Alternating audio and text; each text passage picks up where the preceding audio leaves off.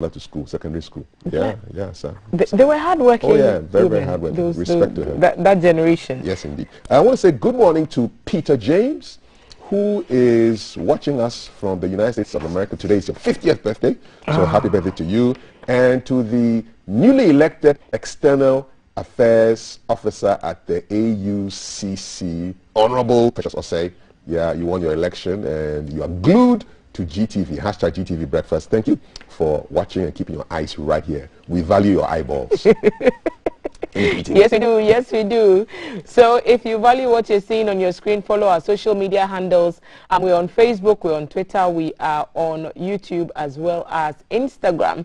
And send your comments to our WhatsApp number 055-556-1034, or send a comment, drop a comment under any of our live streams, Facebook, YouTube, or whatever one that you choose. And we will read your comments as well. Join us on this journey of breakfast on Monday morning. There's more to expect. We'll sit down for a chat on childhood cancers right after the break, and we'll be back. Don't go away. Studio One. This is the Breakfast Show.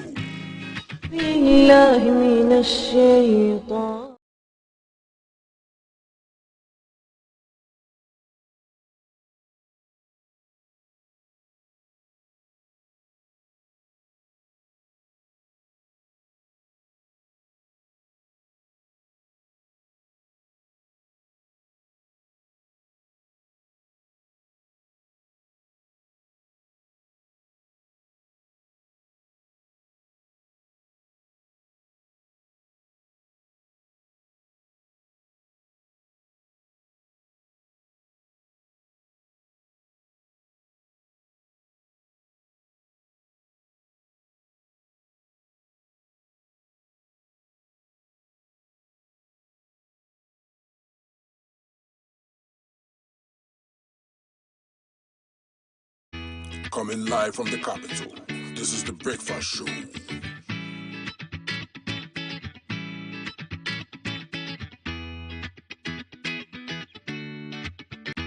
Coming live from the capital, this is the Breakfast Show.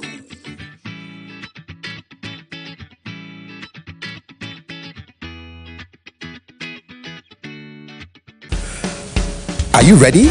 It's heat hot, and we are serving you breakfast. A la carte. It's a brand new packaged breakfast served on GTV, our style, keeping you on track and updated on news making the headlines, how to navigate traffic, What's up with the weather, your health check, getting you up to speed on lifestyle, sports, what of showbiz, what's hot and what's not. It's our date in the morning just for you, with the team you can trust. It's breakfast weekdays at 6 a.m. Don't be late.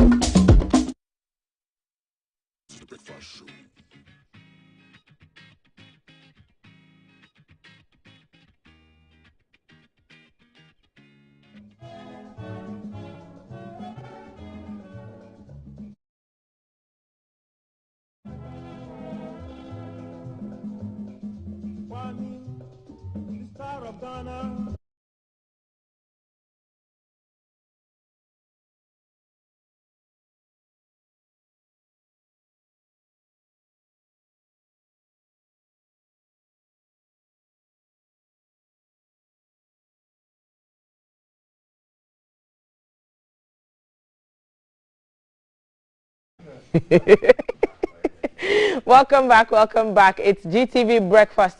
This show is brought to you in partnership with Awake Mineral Water, Shield Acrylic Paint, and Adonku Next Level Energy Drink. Thank you, Jenny Mist, for my lovely outfit. I'm grateful.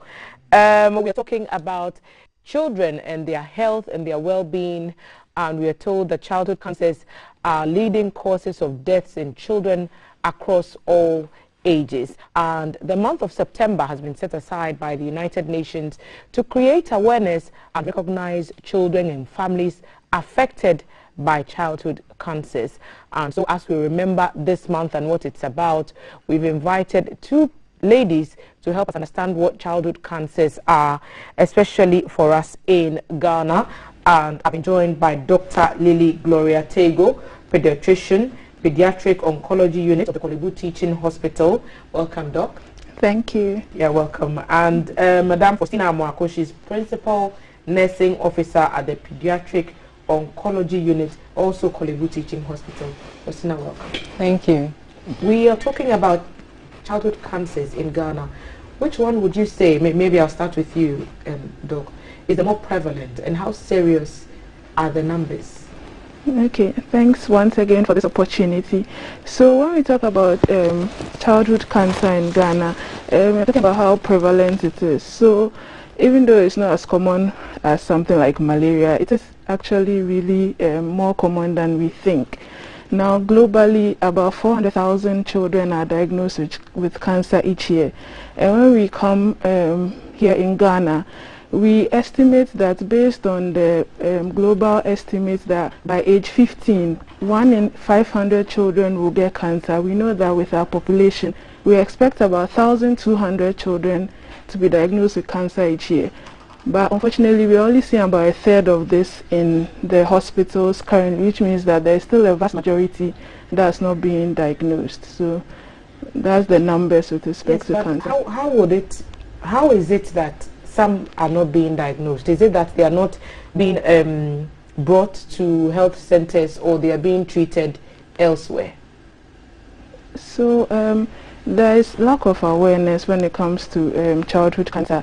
Number one, people don't even know that children can get cancer. So, and some of the symptoms mimic other diseases. And you know, with our health-seeking behavior as Ghanaians, people go to all other places before coming to the hospital.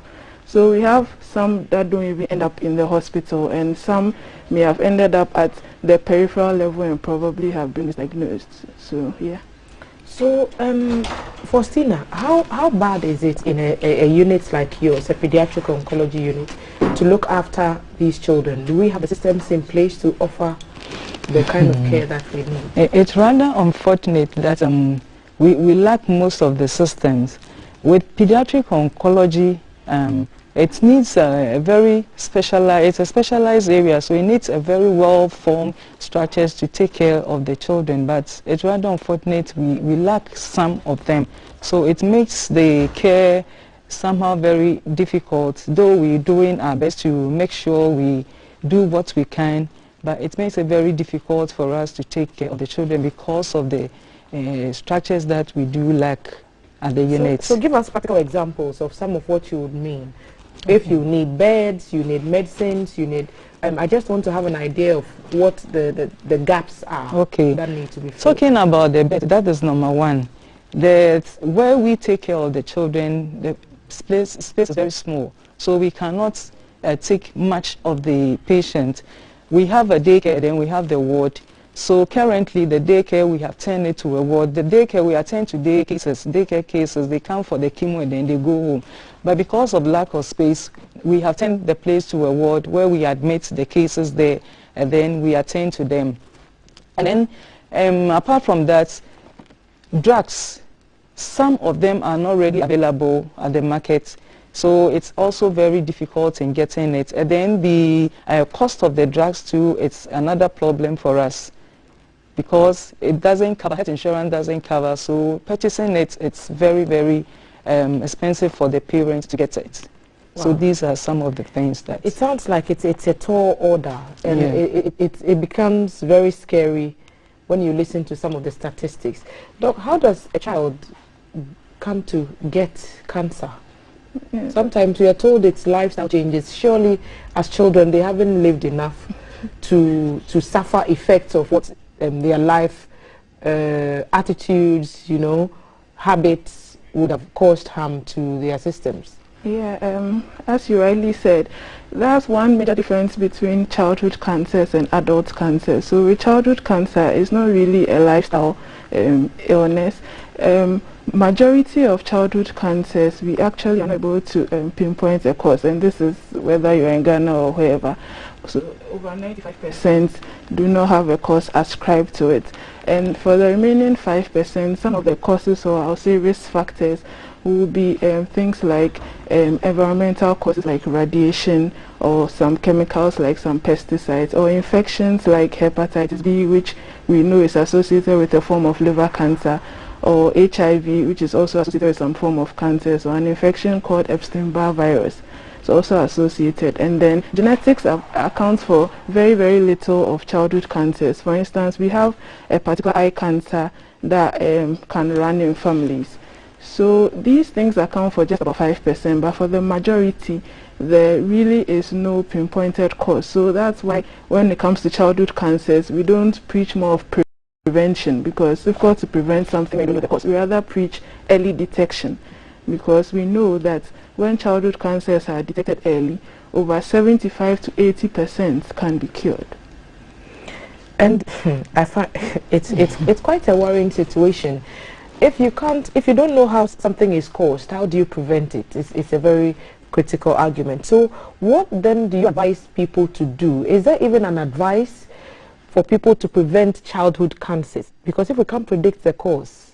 Yeah, so it's difficult to prevent it, except preventing those little 5% of causes. So like hepatitis B, so of course children get vaccinated against that at birth. So the only children we see who develop that particular type of liver cancer that is associated with hepatitis B will be those who missed out on it. But when it comes to liver cancers, there are different types of liver cancers in children, and it's not all of them that are associated with hepatitis B. So as I said, the advice we can give to parents is to look out for the early warning signs of childhood cancer, because when we detect it early, then we're able to treat it appropriately. Then the child has up to an 80% chance of cure. Right. First, what are those early warning signs that we need to look out for in children, so we know that if I see this, something is wrong, I need to get the child help? Okay, thank you. A child having a fever or spiking temperature for more than 2 weeks, a child with a whitish spot on the eye, we call it leukoria. So you realize that when you put the child down, ask him to be bumping the head into things, he cannot walk straight to you. And then a child who easily bleeds, a little thing, he will bleed for a very long time. And then we have a child who complains of headache.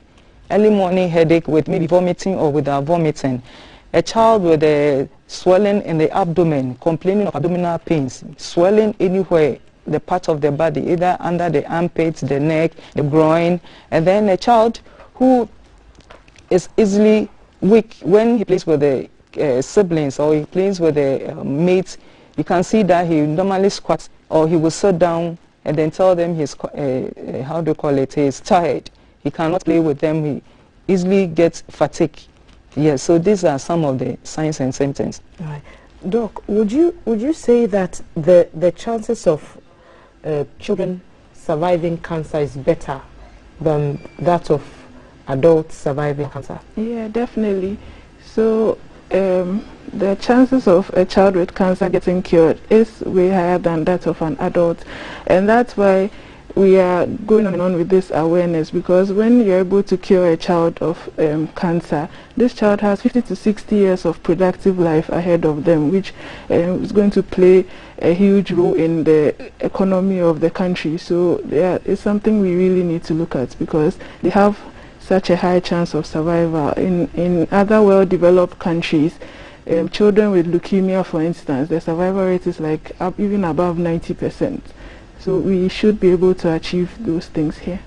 And we watch other programs, and we understand that some are fictional, but when you watch ER series or series that focus on what happens in hospitals, we see the trauma that even the support group of the child suffers.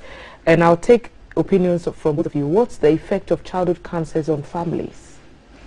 So yeah, it is really traumatic for families, because just picture someone who has been referred to the referral system from maybe a village somewhere in maybe whatever region in Ghana, and some have never even been to Accra. Then they say go to Kolebu, your child is sick. They don't even tell them it's cancer from the get-go, and then they get to Kolebu eventually, and then we do all these investigations, and then we sit them down like, your child has cancer. Number one, they don't even know what cancer is.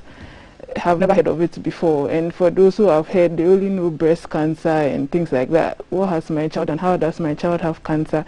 So that diagnosis alone is really traumatic. So tell us about some of the childhood cancers that we have recorded. Okay, so with the childhood cancers, just like adult cancer, it can occur in any part of the body from head to toe. But the common ones that we have, so let's talk about Ghana. Our top four, we have the lymphomas. And lymphomas occur in what we call the lymphoid tissues of the body. We have the common one called the Burkitt lymphoma that occurs as a jaw mass. That's really common. It was very common even from the 60s. And we have other lymphomas that can cause masses in the abdomen and in the neck. Then the second commonest is leukemia, which is cancer of the blood. And then we have retinoblastoma, which is cancer of the eye. And then we have glioblastoma, which is cancer of the kidney. So they are top four. But aside that, we have other cancers like cancer of the muscle, rhabdomyosarcoma, of the bone, osteosarcoma, of the adrenal neuroblastoma. Like we have so many different types of cancers. And we recorded all those types at the unit. Yes, please. Okay. So let's go back to how it affects families, because I'm wondering if there's a support system in place, especially for those who, as the good doctor has said, have to come in from outside, even Accra or Ghana. So are the services available for families as their children go through the treatment? Yes, when they are referred to Kolebu, it is. We have the doctors, we have the system in place that we quickly diagnose, and then we do start treatment, that is after counseling.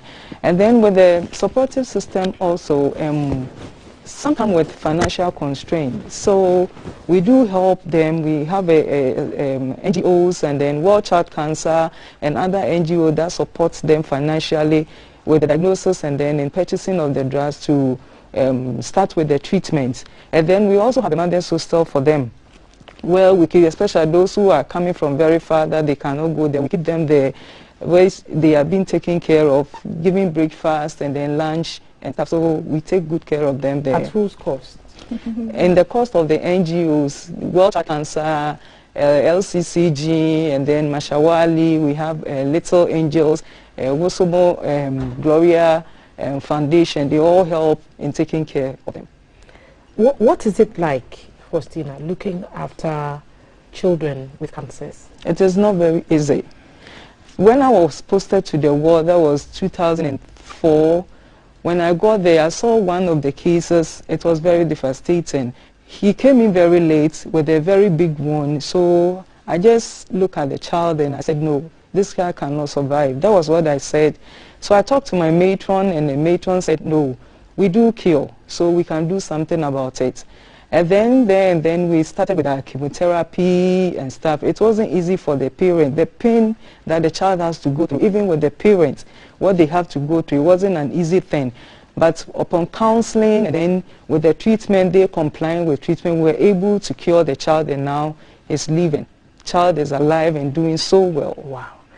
Doc, when a child is brought to you and it's established or confirmed, diagnosed with cancer, what happens? Okay, so to first even make that diagnosis, we have to do loads and loads of investigations, which include blood, doing images, scans, taking biopsies and things like that. And then once we make the diagnosis, the next thing we do is to sit the family down. In our units we talk a lot because this is not a 3-day treatment. It's a long treatment, so you need the family on board, because without them it's not going to be successful. So we have a counseling session with the family, which can be multiple or single counseling sessions. Then when we are all on the same page with the treatment, then we start with the treatment. Now with treatment, there are various modalities, and it depends on the type of cancer that it is. So the 3 main modalities we have is chemotherapy, as she talked about, which is simply using medications to cure cancer. And then we have surgery, which is surgically removing whatever part is affected. And then we have radiotherapy, which is using, for lack of a better word, strong X-rays to sort of burn off the remaining cancer. So these are the 3 modalities of treatment that we have. Some patients will need just one, some will need 2, or some will need all 3. It depends on the type and then how far advanced the cancer is. Yeah. Faustina, what memories do you get when you listen to doctor mention these therapies? Because I'm sure you have personal stories. Yes. From your ward. Yes. Share some with us. Okay.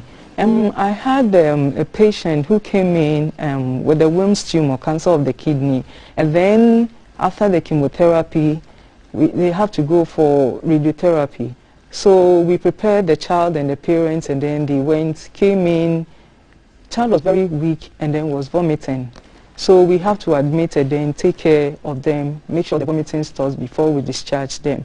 So the mother came to me crying and asked, Madam, is my child going to live? And I said, your child will live. Why are you saying that?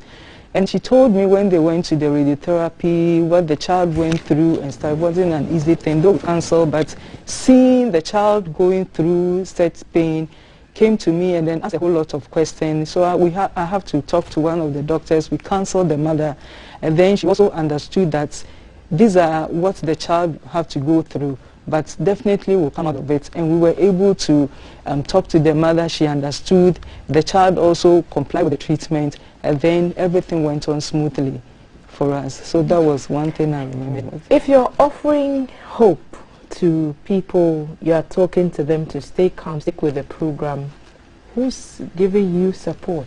Does that even exist? So do health workers like you who work in these quite critical areas also get support, counseling, whatever kind of support you need? I wouldn't even begin to imagine what those would be.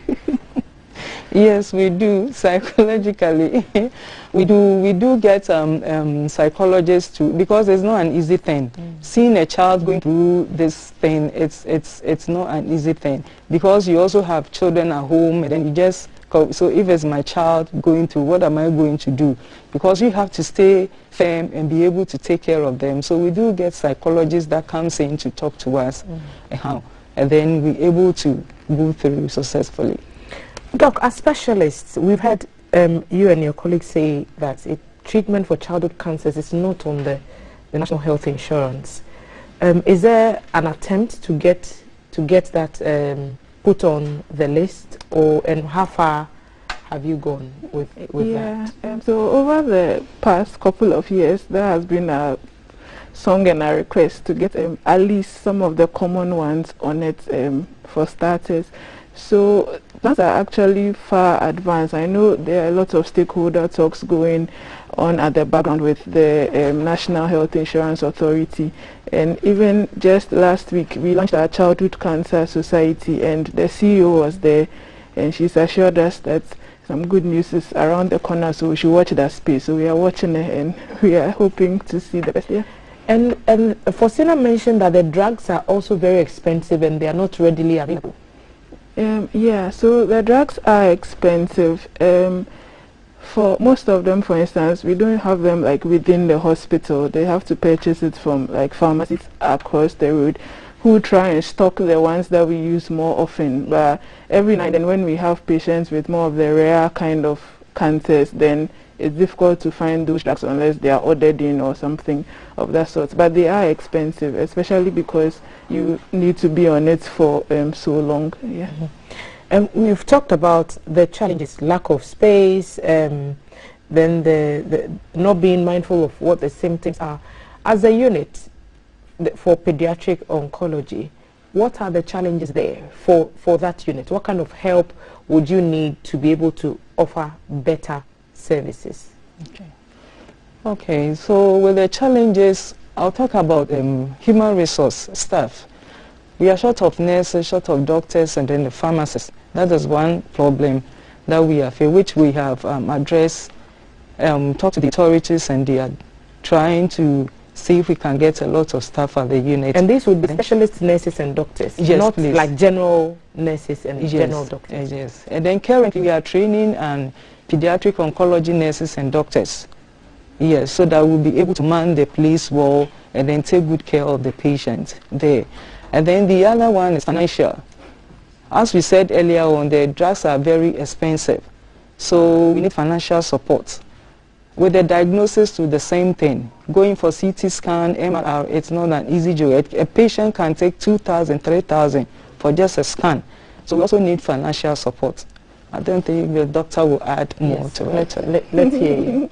Yeah, so just to re-echo what she says for financial support, we really do need it, because someone asked that, Faustina said NGOs are helping us. They are really helping us, but the more we create this awareness and the more patients come in, then it becomes more challenging, because we don't want the situation where we've created awareness, people have come, but then we can't treat them because we don't have enough funds to do so. So it would be nice if we get to a point where as staff we don't have to worry about money and just focus on the care.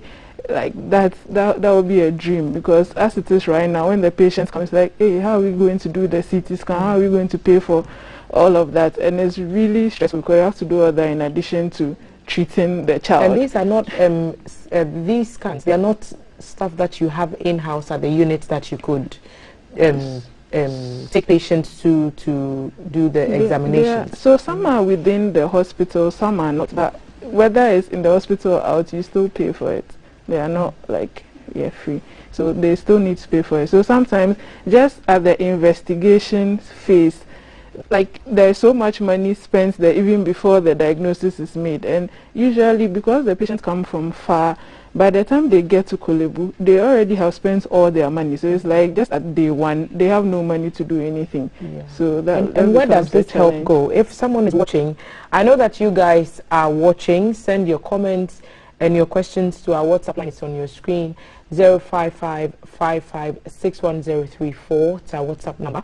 You can also comment on any of our live streams. We are talking about childhood cancers, and we know that it's taken quite a number of lives, but many more survive. Is what the good doctor and the good nurse here are telling us. It sounds like the support is critical. So where do people go if they want to support the work that you do? I'll come to you. Okay, so before I go there, I also want to add another way people can help, and that's by donating blood. Another thing we really have issues with is blood products, because we know generally as Ghanaians our blood donation spirit is very low, and for children with cancer they really need blood and blood products. Some are transfused so many times with both blood and platelets, so even if you don't have money but you can come and donate blood, that would be awesome to us as well. Yeah. Now with the support, where it goes, so it depends on what people want to do. So some would come and say, I want to sponsor a particular child, and then we can give you a particular child and tell you how much the person's treatment costs. Some want to give just a general amount to help whatever child we feel like it, and then we have avenues. We have an affiliate organization that's affiliated to our unit, the Lifeline for Childhood Cancer Ghana, whose account number or mobile money number we can give. Yes. And then I'll give it to you in a minute. Okay. Yeah. Doc, goodness, what kind of support and where should people send that support? The Lifeline, the handles or the numbers should be made available to us. What more do you need? Okay. So with the support, as doctor has said, financial support is much. Then if we can get, we have a hostel that we are building, we have to furbish it. So if we can get philanthropists to also help us so that we can complete it, and then the parents, when they come, they can get a place to sleep and then take good care of their children. That will also help very much. Right. So are you ready to share those numbers and those details with us as you're looking for them? I just want to re-echo that we are talking about childhood cancers, and we are talking about all the ways in which you can help. The experts have told us that you should look out for fever that goes on for more than 2 weeks in your child. Look out for white patches in the child's eye. If the child bleeds easily and the bleeding does not stop easily, that's a cause for concern. If they get morning headaches, that's also a warning sign. Abdominal pain or swelling on any part of the body, as well as fatigue. So those are the notes that I have made here. You need to watch out for those signs and get help. The help is available, and they'll tell you where to send that help. Okay, so if anyone wants to contact the unit for more information or wants to come there or something, you can call the unit on this number, 050-350-7197. Now if you want the mobile money number, that's 0555-751377. Okay, 0555-751-377 for the mobile money. I don't know if you would want to make any last comments quickly before we wrap, so maybe 30 seconds. I'll take you, Doc, and then come to you. Okay, so what I want to conclude with is that, as I said, with childhood cancers, once we detect them early and give the appropriate treatment, then we are able to have over an 80% chance of cure. So I encourage all parents to look out for these early signs my colleague has talked about. And even though these signs could be of any other illness, it's better to go and be told it's not cancer than to sit in the house and it turns out to be that. Yeah. Right. Good call. Okay. I'll also say that childhood cancer is curable. Parents have made a misconception that children don't get cancer. They do get, and when they get, it is highly curable. So when they are referred to the hospital, they should make sure they come, and then we can take good care of them. Thank you. Okay, yeah. Here's a message. Good morning, Thelma. I commend you and your team for this education. We'd like to suggest a child cancer fund, if it's possible. Do you have anything of that sort, or is there a plan to put something like that in place? A child cancer fund? No, we don't have a okay, so that's it. You didn't tell us your name, but thank you for sending that suggestion to us. I'm sure they will take it in good faith. And there are other discussions. Maybe that could be put on the table as well, as one of the ways to fund and finance the care. Thank you, both of you, for the work that you do. We appreciate your service, and we know that it's not easy, but you keep trying. So this is our contribution. September is Childhood Cancers Awareness Month. And we've been talking to Dr. Lily Gloria Tego, pediatrician, pediatric oncology unit, Kolebu Teaching Hospital. Thank you, Doc, for honoring the invitation. And also Faustina Mwako, principal nursing officer, pediatric oncology unit at the Kolebu Teaching Hospital. Thank you, Faustina, for sharing those thoughts with us. Do support the care of children who have cancers and the parents who look after them whilst they are getting that treatment.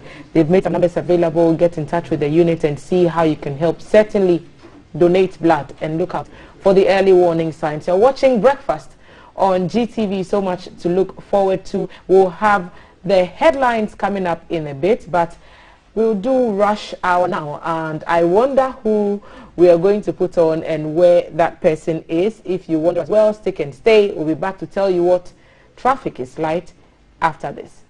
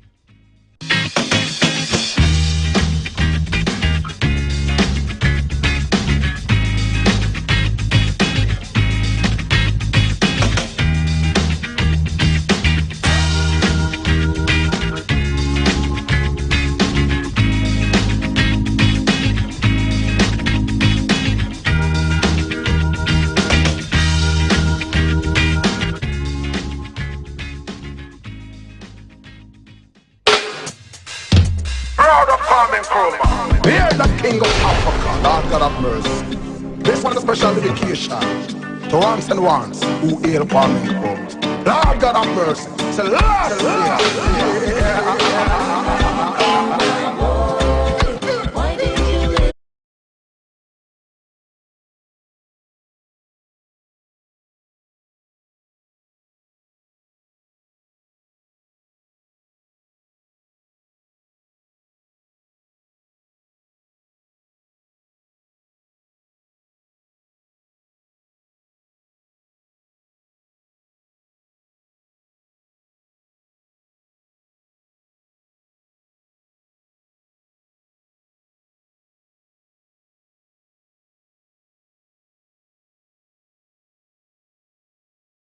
That's Nkrumah's quote of the day. I am African because I'm not African because I was born in Africa, but because Africa was born in me. Quote from Ghana's first president, Osajifo, Dr. Kwame Nkrumah. We are celebrating him this month of September as his birthday is coming up. And so we'll bring you more quotes from the great leader. For now, let's go to the business Center, Accra Central Business District, where my colleague Jay Gabra is standing by to update us on traffic, and he's specifically at Tudu. Jay, what can you tell us?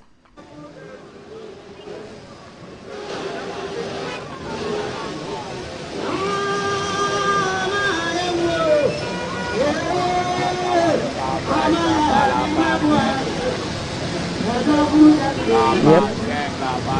That's definitely the Tudu. Good morning, thank you very much, and welcome to this edition of Rush Hour.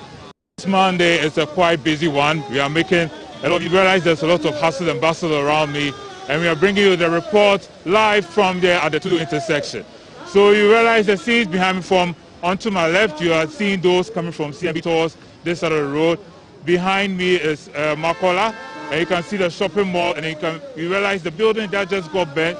You realize that's between the pink and the green one behind me right now. And to my right are those coming from Kimbu towards this side, the two area, and in front of me are those headed towards Circle. Before I report on the traffic situation, I just want to raise a point right now. Because the traffic lights are not working, pedestrians have to find their way to watch the cars time themselves properly before crossing the road. If you can look at the pedestrian traffic lights at the moment, you can tell they are completely off. And unfortunately, there's no police around or anyone from the NTTD to help pedestrians to cross. So you realize it's like survival of the fittest down here at the intersection. So if you're coming from CMB, you will experience a thick traffic towards this side as well. And you realize that for those coming from Makola also, they are also in traffic. Commuters here are kind of conditioned themselves to realize that when they get here, they will be in some form of traffic. So everybody's moving, and you have to be wild a bit. Otherwise, you will be stuck for a while. And then you realize there are a lot of stations around this side for those in the Kimbu area, to the area that is. And then with the way the hawkers are around, and you realize that with the way the truck drivers also try and park. If you are using this side, you will be delayed for some time because of these activities. The hawkers are distracting you, the drivers, and also drivers are trying to find their way into the station. You realize that some of them even do U-turns on the main road just to find a place to park so they can get passengers. And you realize it's a Monday morning, but people are also busy going about their business. There are hawkers around, and you realize they're also selling their wares, and there are a lot of busy things happening here this Monday morning. People are not resting. They began the day with purpose, and I'm sure whatever their business is, I hope to God it is successful this morning. Details, and Jacob has been talking to us from the Tudu intersection in the Accra Central Business District. He's telling us that some of the traffic lights are off. There's haphazard parking, street hawking, causing a bit of a slowdown in vehicular movement. So do make enough time to travel if you have to go through that side of town and you're watching Breakfast on GTV. Here's a message from Kwame Asari AG. You're saying good morning to all. In fact, you guys are doing a great job. Thank you. Besides, what has happened in Guinea should be of much concern to the politicians in our country. This shouldn't happen in this 21st century. Power really intoxicates. Mr. Politician, please listen more to the citizens and act swiftly to improve the standards of living of the ordinary in the country ad infinitum. I'm tempted to think Kwame Asari has some legal knowledge. Haruna from Treponi is asking us to telecast the World Cup qualifications on GTV or GBC News. Most of us here in the northern, Savannah and northeast regions do not have access to GTV Sports Plus. So that's a message for the team, and it's well received. Thank you for sending that across to us. And we'll keep an eye on locations across the capital and around the country subsequently. For now, when we return from this break, we'll be sitting down with the panel to look into the top stories that made it to the front pages and other pages of the newspapers today. It's the Monday edition of GTV Breakfast, proudly sponsored by Awake Mineral Water, Shield Acrylic Paint, and Adonko Next Level Energy Drink. We'll be back. Stay with us. Live from GDC.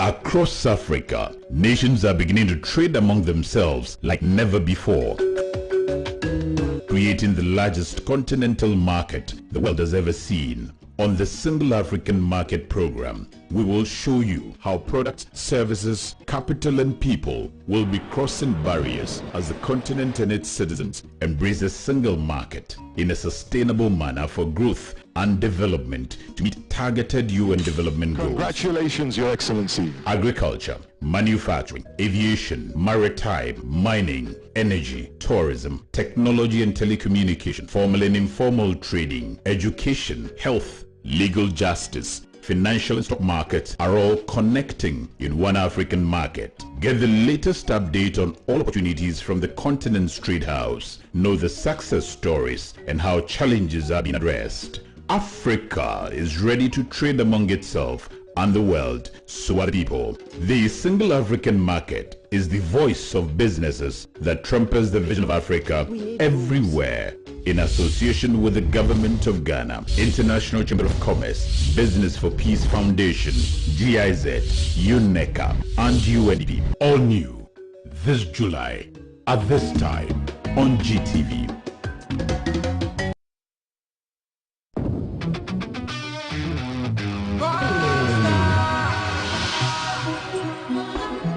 And they call me UJ.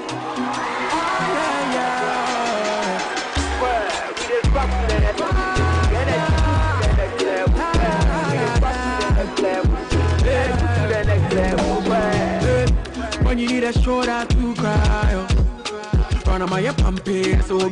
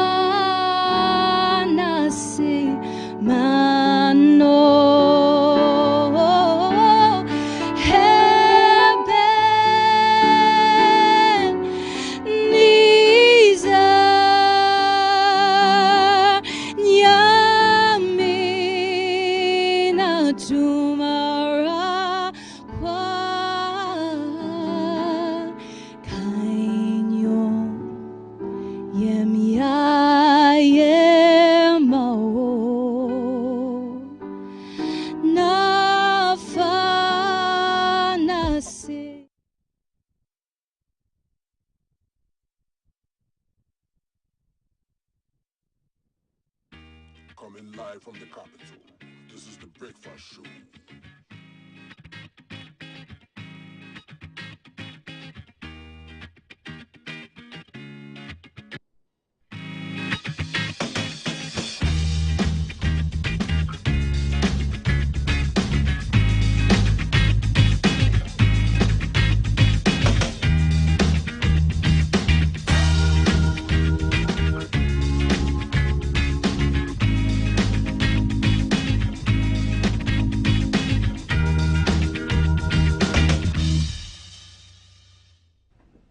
Hi, welcome. Hashtag GTV Breakfast across social media and on DSTV's channel 276, on GoTV 801. My name is Kafui Day.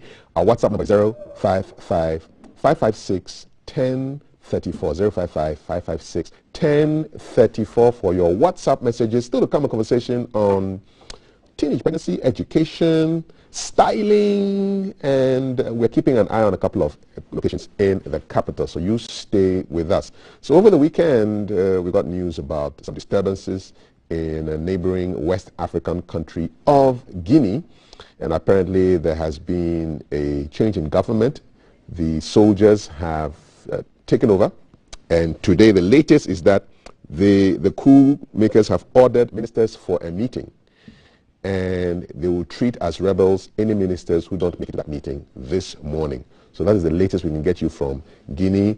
There was a Moroccan team in the country to play a World Cup qualified. They've been flown out. They were quite worried. They say they kept hearing gunshots and confusion around, but they've been flown out. And so that game definitely is going to be played anytime soon, because there are more important things to deal with at this moment than football. So we'll be having a conversation with people on the ground, a Guinean journalist who works with guineanews.org, as well as a member of the Ghana Union in Guinea, to give us a sense of what's going on the ground. We'll also get some background from international affairs experts to give us a sense of where did this whole thing start from and what's going on right now, what's the whole background of this. So we have a statement also from the chairman of the ECOWAS Committee of West African States, who happens to be our own president, the president Nana Addo Dankwa Akufo-Addo. So ECOWAS notes with great concern the recent political developments which have occurred in Conakry, capital of the Republic of Guinea, and ECOWAS condemns unreservedly the attempted coup of Sunday, September 5, 2021.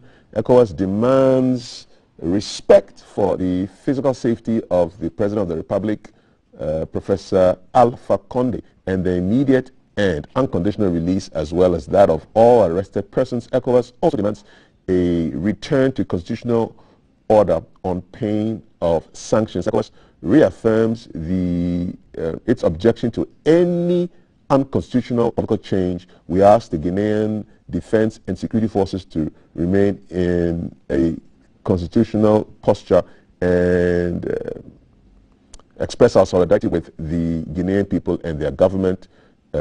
Done in Accra, signed in Accra, Sunday, September 5th, 2021. His Excellency Nana Addo Dankwa Akufo-Addo, President of the Republic of Ghana and current chairperson of the ECOWAS Authority. So this is the statement that was released yesterday. Well, things are rolling quite fast.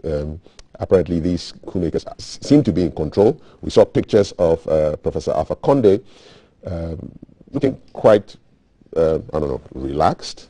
With the soldiers around him, they're taking care of him for the moment, and the soldiers have called for a meeting, basically, and said that if you don't appear at that meeting, if you're a minister and you don't appear, you'll be considered a rebel. I have with me for the headlines the former Deputy Transport Minister Daniel Kwate Titus Glover. Good morning, good to have you here. Good morning, bro. What are your thoughts about a coup in West Africa? Thank you so much, my brother, and good morning to all your lovely viewers, and also to the people of Tama East. Let me first of all commend His Excellency the President, who had been in the trench far away in the western north and the western regions. He was in the northern region quite recently and finished at Bono. Then a few days after, he have to drive all the way to those two regions to ascertain the challenges and the development programs he has put in place by his representatives. It was there that he filed this report from, to assure the people of Guinea that in these trying and difficult times, ECOWAS, and for that matter Ghana, that have a long-standing relationship from the days of our first president, Dr. Kwame Nkrumah, and Secretary, we stand by them. But like you said in your question, Kafui, in this modern era of digitization, of globalization, you don't need soldiers to take over political power, because that is not your business. The business of soldiers is to protect the territorial integrity of their countries. Therefore, even if when there are challenges, they don't need to come to the front line of politics. So I'm highly disappointed, honestly. Chad and Mali have similar situations, and ECOWAS is working so hard to make sure they bring constitutional rule back to speed. And so saddened yesterday we didn't hear that good news from my brothers and sisters in Guinea that the soldiers have taken over. The name of the group is called the National Committee for Reconciliation and Development. I mean, it is totally unacceptable, very unconstitutional. And like the president said, the safety of the president and all those who have been arrested, we are appealing to them. They should not shed blood. They shouldn't kill anybody because their families needs them.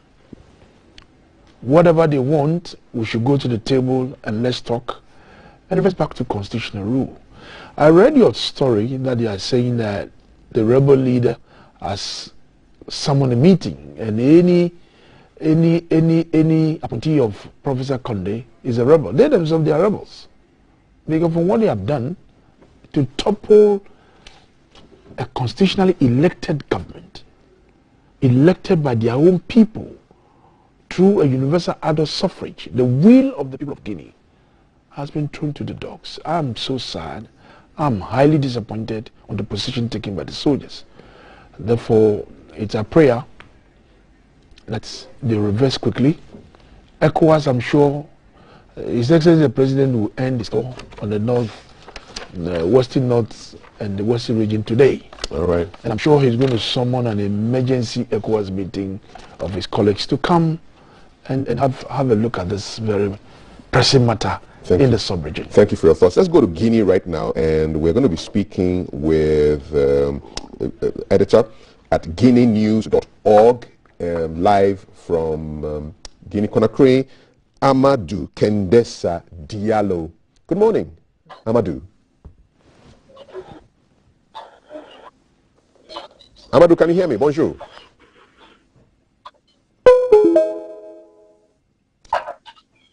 We're trying to establish contact with Amadou Kendessa Diallo, editor journalist at guineanews.org. Amadou, can you hear me? Yes, I hear you. Thank you very much. Good morning. You're live on the GTV Breakfast Show here in Accra, Ghana. Tell us what is happening this morning in Guinea-Conakry, where I believe you are. Hello, sir. Hello, and everybody. I'm in Guinea-Conakry, and this morning I think everything is calm here. Since last night, the junta took some decision that help us to make Conakry calm this morning. What exactly is happening with respect to the military officers who have taken over? What are they saying? What is happening? So yesterday night, because some international organization said they have to leave Mr. President Alpha Conde, but they said it's not the moment. So now they said Guinean people like to be free, because since the 1952, Guinea is not free. All the presidents who came in the power became dictators. So now they are coming to be free, to help Guinean people to be free and make a good governance. So they think that the people have to support them for this time. That will help everybody in Guinea to change how the country have to work. Where is Professor Alpha Conde right now? Do you know? Nobody knows where is the president now. Only the junta knows where he is. But yesterday night they said that they take care to him, and he can see his doctors, and everything is okay. On behalf of the junta, everything is okay for him. Do you know whether anybody has been hurt or killed as a result of this coup d'etat that took place yesterday? Yes. Yesterday night, I heard that there is one military who is dead because he got a shot behind the presidency of Guinea. But only him and someone who died by accident I heard since yesterday. Do you know whether the entire military of Guinea is supporting the coup makers? Yeah, but it's not all in yesterday morning because only the special forces were in this action. But at night, I think from 10 to 2 p.m., all the military was not agree with them. But at the afternoon, they got a meeting, and from that meeting, they took some decision, and I think now the entire military is together with the special forces. So you can confirm that the coup is successful and the military are in charge. Is that correct? Yes, I can confirm it. We saw pictures of people very happy, the citizens of Guinea. Is that mood still there? Are they still happy and jubilating? Yes, there is in some places people expressed their enjoy, because let me tell you, a lot of people in Guinea are suffering. So I think that's why they went out yesterday to demonstrate their enjoy, because Alpha Conde is become too difficult for them. And you see, even in Kalum, where the presidency and a lot of ministry are, even them, they went out to celebrate his arrestation. Donc, I think I think that you saw is true, and they were happy for that. There must be some people who are not happy that Alpha Conde has been removed from power. Yes, it's always the same. You know, he has his supporters, so they can't express it right now because let me tell you, most of people in Guinea are suffering, and that's why they express their joy. They think with the junta, the situation will be changed. There is some days ago, they increased, I can say, most of the prices in Guinea, so that make the people very, very, very angry. Okay, so the prices of things, of commodities have gone up, and people are not happy with that, correct? Yes, yes. We read from the international news that the officers have called all the former ministers to a meeting today, and if they don't appear, the officers will treat them as rebels. Can you confirm that? Yes, it's one of the decisions from the meeting of all the entire military yesterday afternoon. When will that meeting take place today? Do you know? Yes, it will be taking place at the People's House, what we call here Palais du Peuple. Yes, the Palais du Peuple. At what time? What time will that meeting take place? Do you know? 11 o'clock. 11 o'clock GMT? Yes. Okay. Well, we want to say thank you very much, Mr. Amadou, for speaking to us this morning, live from Guinea-Conakry. Amadou Kendessa Diallo, who is the editor at guineanews.org, speaking to us live from Guinea-Conakry, telling us what the situation is at the moment. And we shall surely get back to you if any developments occur after this time that we've spoken. Thank you so much. Merci beaucoup. Okay, thank you, sir. Diallo. Thank you very much. Beautiful day to you. So live from Guinea-Conakry, we had editor of guineanews.org, Amadou Kendessa Diallo, speaking to developments in that country. We'll also be joined by Mr. Bernard Mona, former chairman of the PNC, for the conversation on the headlines today. Good to have you, sir. Good morning to you. Good morning. I'll get to you for your thoughts pretty soon, but we want to also jump onto the Zoom and speak to Mr. John Boafo, who is also in Guinea. He is with the Ghana Union in Guinea. John, good morning and welcome to the show.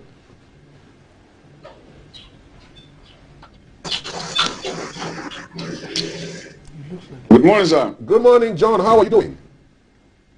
By the grace of God, we are fine. Where are you right now, John? Right now, I am in the house. Okay, in the house in Guinea, Conakry, I believe. Yes, please. When did you know that there was something not quite right in the capital of Guinea? Yesterday, what was it? Just describe what you heard, what you saw. Yeah, yesterday morning, as usual, Sunday, we go to church. So when I was ready to go to church, and I had a call that there's some shootings going on in the capital, Conakry, at Karoum precisely. Sometimes it used to happen, but I said, okay, we will continue to go to church. So I went to church. At church, I also heard that there's a coup d'etat has taken place. And some of this information, when you have, you need to be very careful before you jump to conclusions. So we closed church. So when we came home, now we saw circulation of videos and pictures of the military juntas who have come out to say that they have taken over in charge of the country. What is the state of the city right now, where you are? I mean, if you look out of your window, what do you see? What do you hear? Right now, this morning, every place is very quiet. There's no, I've not gone out yet, but I can't hear movement around. It's like everybody's indoors right now, watching the atmosphere. Sometimes when it happens like this, everybody is taking care of his home and looking at what's going to happen the next few hours before people goes out. Was there a curfew declared yesterday? Yes, yesterday after the first communique of the juntas, the second communique came out and said that there's a curfew from 8 p.m. There's a curfew from 8 p.m. Have you been in contact with the Ghana embassy, or has the Ghana embassy spoken to Ghanaian citizens about what to do in a situation like this? Yes, yesterday the consulate called me, and then the Ghana Union chairman also called me and informed me that I should call all the zonal leaders. You know, we have divided into different zones. So I should inform all the zonal leaders about the state of the country right now, so everybody should be indoor. And as of this morning, you have not heard about any bad news on any of the Ghanaians. How many members do you have in your Ghana union in Guinea? Guinea, we have almost about 2,000 Ghanaians here. And so we spoke to the leaders of all these zones, and they informed their members to stay calm and be very vigilant whenever they want to go out to do anything. Are you concerned? What's your feeling this morning? Well, I'm concerned because this is where we live, and if there's no peace, it means that our activities cannot go on. And when it happens like that, our family members back home in Ghana are also, are concerned. And for example, yesterday I had a lot of call from my family, my wife, and all those people around, asking how is the situation over here. And we just have to give them the assurance that everything is calm, because it's true, everything is calm. John, stay safe. We'll reach out to you again when we have to, but be safe, and God be with you all. Take care.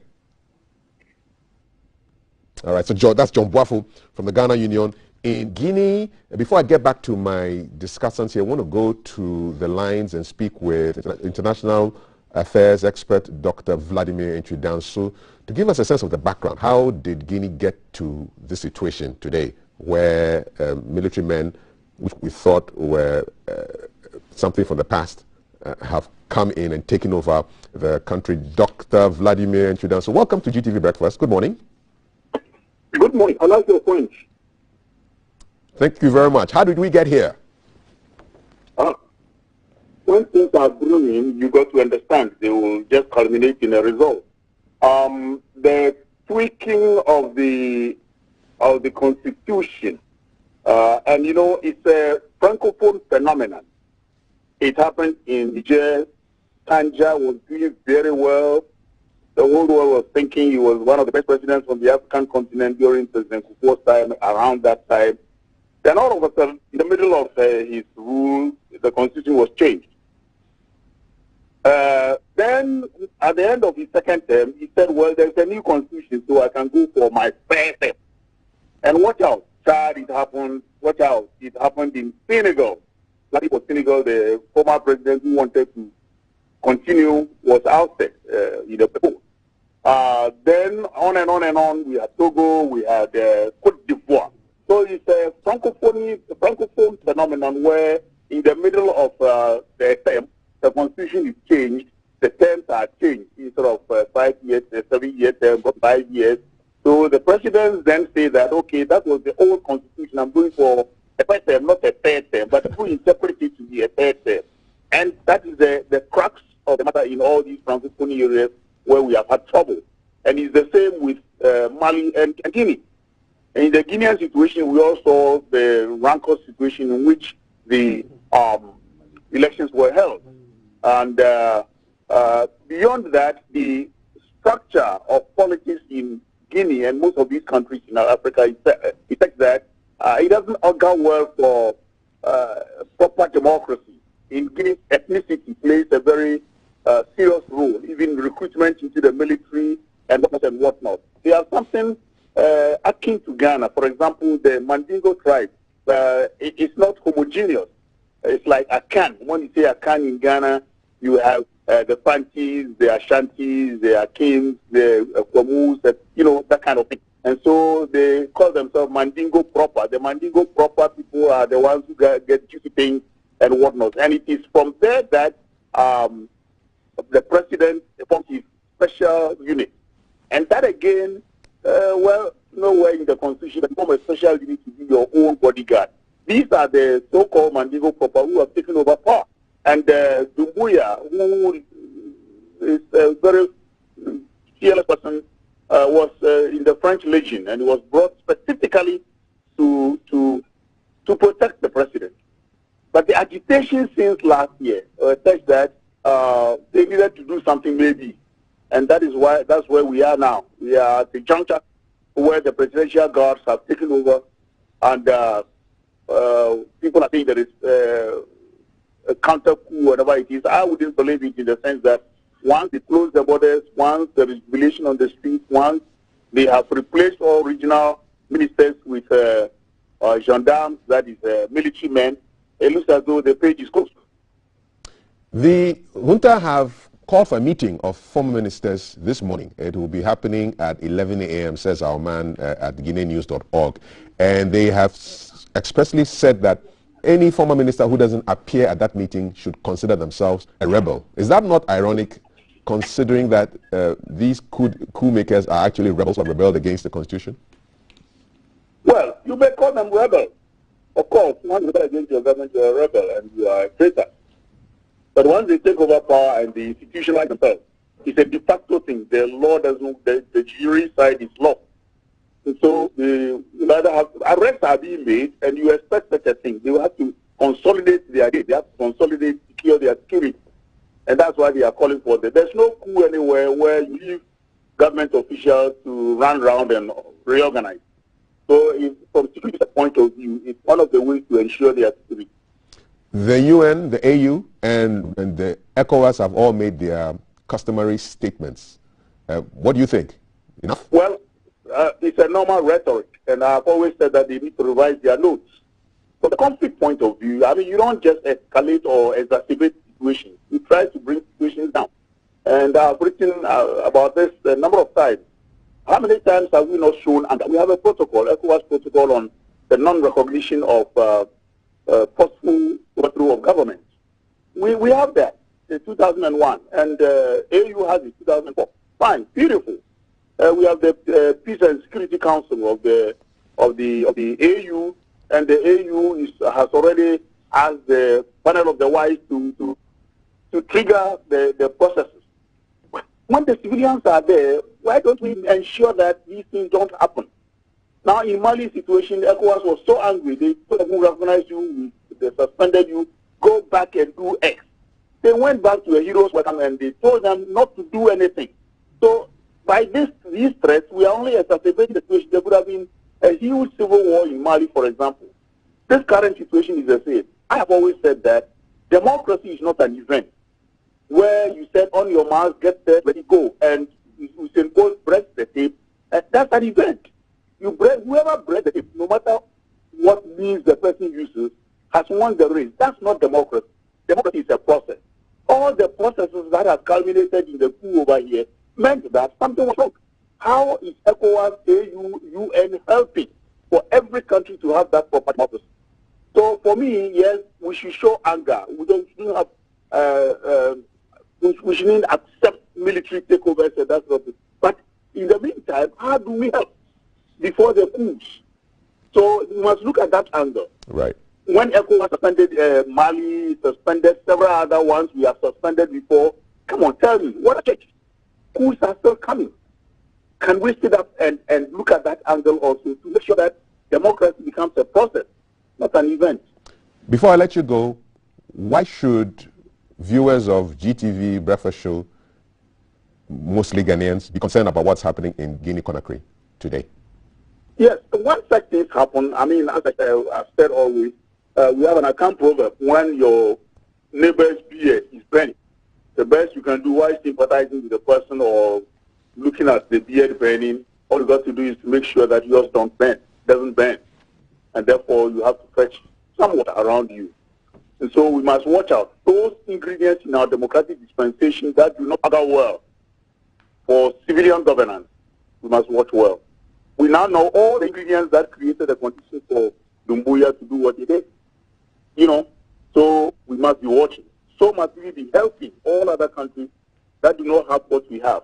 We also have what we have that makes us an island of so-called democracy in the region. There are several similarities in African governance, and we must be watching that. And specifically, the media. Let's watch it. Do we fund unnecessary things? So just let's watch it. I believe my advice to Ghanaians and to the government is that if these things are happening elsewhere, why don't we remove those things that may also engineer similar things within our backyard? I thank you very much, Dr. Vladimir Ntrita, who is an international relations expert, and he's been giving us a background, what has brought us to this situation. What are your thoughts? 055-556-1034, 055-556-1034, coup in Guinea. Are you concerned? Any lessons to be learned from what's happening in our neighboring country? I'd like to hear from you. Let me go straight to my panel. And I want to start with Bernard. Your thoughts so far? Constitutional changes, ethnicity, economic hardships, ingredients for what has happened over the weekend, whether justified or unjustified. What are your thoughts? Let me say good morning to your chief. My chief, yes, the Siambona of Sankana. And let me assure him that I came this morning from Sankana, and Sankana now extend his greetings. Okay. And is asking why his Siambona has stayed away for quite a time. That answer I don't have. You should respond to yourself. Let me start by saying that I'm heavily unhappy. Ghana, Guinea, and Mali were supposed to set the pace or to become the bedrock for the unification of Africa. Mm-hmm. When Osajifo Dr. Kwame Nkrumah formed the Ghana Mali Guinea Union. And you recall that we're supposed to share the same currency. We're supposed to have one military command. We're supposed to have one central bank.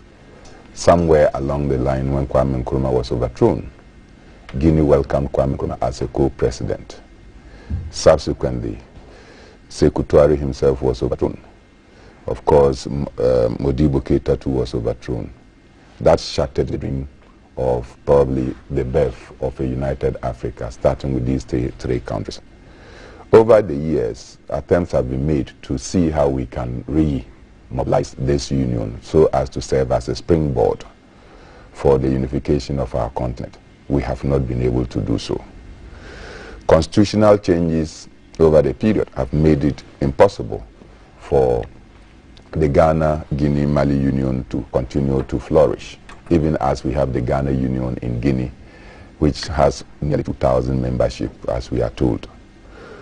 Today, the president of Mali, Alpha Condé, has been overthrown, and I'm not surprised about this overthrow, because you see, there is a creeping tendency by our African leaders that once they get power, they do things to the detriment of the mass of the people. Alpha Condé, as you are aware, has cracked down heavily on media, and in particular opposition voices. Dissent is virtually non-existent in Guinea, to the extent that when he amended the constitution to run for a third term, which he now describes as a first term because the previous 2 terms are nullified. You know, when the constitution was amended, the opposition and everybody went to town and said that it was illegal, it was unthinkable, they should not do that, particularly so when you have signed to the ECOWAS protocols on good governance and democracy, which says that we should all have 2-term limits. And this was championed heavily by Ghana. The only 2 countries that did not append to that was Togo. In fact, there were 3, Togo, Burkina Faso, and Yahya Jammeh's Gambia. They were the only countries that did not. ECOWAS moved ahead and said that we'll take the lead, and then the 3 of you will join later. Subsequently, you see that constitutions or attempts are being made to rewrite their constitution to say that there's a 2nd term limit and whatever. Why did ECOWAS accept that he be president after he had done 2 terms, and this is his third term? That is the point, because they claim, as in the case of Ouattara, they claim that, well, they hadn't ratified. They only said that they are signatories, but they hadn't ratified, and so the ratification would take place after the terms. And so Ouattara was granted the permission to start. So in effect, Ouattara is now starting his 1st term. In effect, Faure Gnassingbé is starting his 1st term. In effect, Alpha Condé had just started his 1st term. So that means that they have opportunity to contest elections again. Even after they had collapsed 2 terms, they have come now to start fresh terms. And so if you allow these terms, if you go to Polia, the same thing, they have started new terms. So when this was happening, and the opposition said, no, we will not do, they wanted to boycott the elections. Eventually they went to the elections. When the election result came, the opposition cried foul and said, no, you even stole these elections. Despite that you force yourself and impose yourself on the people, you are not legitimate president.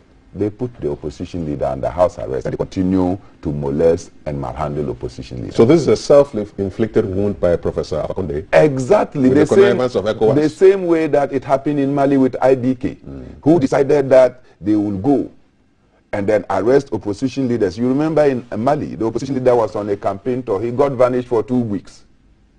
They just arrested him because a campaign team was far ahead of him. They were waiting for him to come and address the rally. The government just mobilized and arrested him, denied him the chance to meet with the people he was going to meet.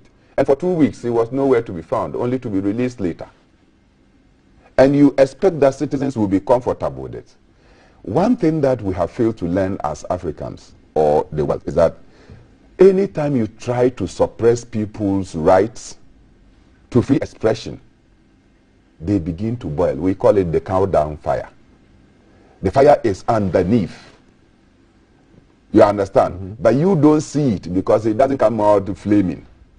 But the day that you step on it, then you realize that indeed there's fire. And so this thing that has happened in Guinea is not a surprise to me. And as Professor Vladimir Ntwidanso has said, ECOWAS and AU and the UN, they are becoming a subject of mockery. How many times have you not issued statements condemning these coup d'etats and asking the people to return to the barracks and hand over? And has anybody ever listened to you? Because when the people were going through those difficulties, ECOWAS was tongue-tied. You never appreciated the circumstances of their lives. You don't care whether citizens are able to eat. You don't care whether the government was opulent. They were living lifestyles that was totally at variance with the people that they are supposed to serve. You don't issue statement condemning your own. You keep quiet. Now, when the citizens through the army or any other group rise against the government that is impervious to their way of living, then you then get up and say that you are ECOWAS. Briefly, ECOWAS who? Briefly, for you to wrap up, what do you think will happen to Alpha Condé? Oh, I think that he will be released. He will be, obviously, he will be released later. But as things stand now, they have to keep him. They have to probe him. They are charging him of corruption and mishandlement and, of course, the human rights abuses. They will put him to trial. There's no doubt about it. In South Sudan, in Sudan, you know what they have done. They will keep you to trial and keep you to trial. And probably when they see their tensions are dosed, then they would release you on the basis of compassion, not on the basis of the fact that you deserve to be president. Nikwate. Kafui, well spoken by my brother Mbataila, and to respond to my chief, I will not do it publicly on your screen. Yes, indeed. Of course, I'll meet after the show and maybe talk to my brother over there. May I ask, how safe are those two gentlemen, the journalist and our Ghanaian brother who spoke to us? Well, like our Ghanaian gentleman said he's home. They're not moving anywhere. Yes. What I'm saying that sometimes these genders, when they see people talking publicly like this, you'll be under serious threat. You understand? So you should be very particular the way he grants interview and all that. So I'll appeal to him that if he can keep his mouth shut and allow the Guineans themselves to do their own thing. The official spokesperson who can speak for us is Ambassador to Guinea, who can speak because he has all these protocols and all that. So we should be very careful about that. Dr. Vladimir Nkridanso hit the nail right on the head. He made mention of Guinea, Togo, and La Côte d'Ivoire, and also Guinea-Conakry. The fact that you be able to touch the constitution, that is the source of this problem. Initially, I put down when the journalist was talking that there's conditions in Mali is so hard, Guinea so hard, prices of goods and services have shot up and all that. I said, these have always been the excuse of cool leaders. But until Doctor came and spoke about the fact that he has changed the constitution. The third term thing. And that is a trigger. Why? Ghana has always lead the pace. 2 terms. You just live quietly. The next person who succeeds will continue. So why do you want to create enemies among ourselves? Because you should know, the president of Guinea should know by now that what he has done is a recipe for future disaster. He has shot his own self. Yeah. And ECOWAS supported him. You see? And the point is that with him. and the point is, you see, the issue, Bernard and Kafui, the issue about sovereignty sometimes is very key. The issue about sovereignty. And I'm yet to find out how ECOWAS will be that bold enough to tell a colleague on the face. Because immediately you start making references to all these protocols that you have signed and all that, it's like, my country is my country. ECOWAS can say we do not recognize. Of course they can do that. Yes, they did not though. In Mali, recently when the first coup in Mali was done, when they came here, they invited them, but they didn't sit in the meeting. So why didn't they were told on the face? Why did they apply the same thing? They were told on the face that you cannot be part of ECOWAS. Exactly. Go back and reverse back to constitutional rule. But ECOWAS unfortunately, there was another coup. Yes. Coup to change the whole thing. Yeah. So I'm sure, like I said earlier, His Excellency the President is going to summon an emergency meeting. That is what I think for what has happened in Guinea. That there's a need for them to take their time to reverse back to constitutional rule, because this is totally unacceptable. You think ECOWAS will not? No, they will do. No, they cannot recognize them. No, ECOWAS will not recognize them. Do so fakely, and the people will go back and say that we are reversing to a civilian rule by appointing a retired military general. They did it in Mali. You see? So why would you continue to do something when Alpha Condé was changing the constitution? Wasn't there ECOWAS? Couldn't ECOWAS have pointed out that, look, we don't subscribe to this kind of thing, hand over?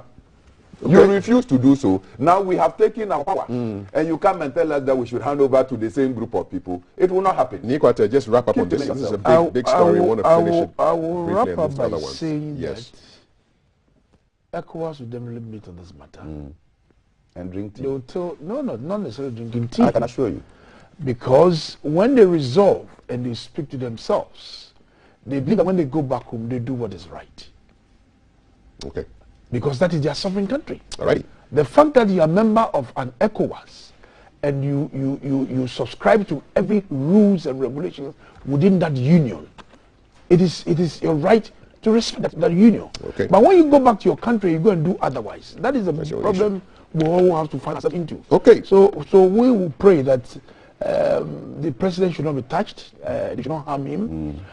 Whatever they want to do to bring sanity to their country, we give them all the opportunity to do that. Okay. But of course, the best way to run a country, it is not through military junta. All right. We've come of age, Africa, particularly. This is the only sub-region that we have, this continent that we have these coup d'etats running all. It sends the country back. You look at the trajectory of coup d'etats in Guinea. It is not really making their country to progress. Okay, we want progress, and so we will jump from that topic to another headline. But thank you very much for your inputs. Della Dibek from Pando says, in home, the people of Guinea are happy, but our politicians here are saying they're disappointed.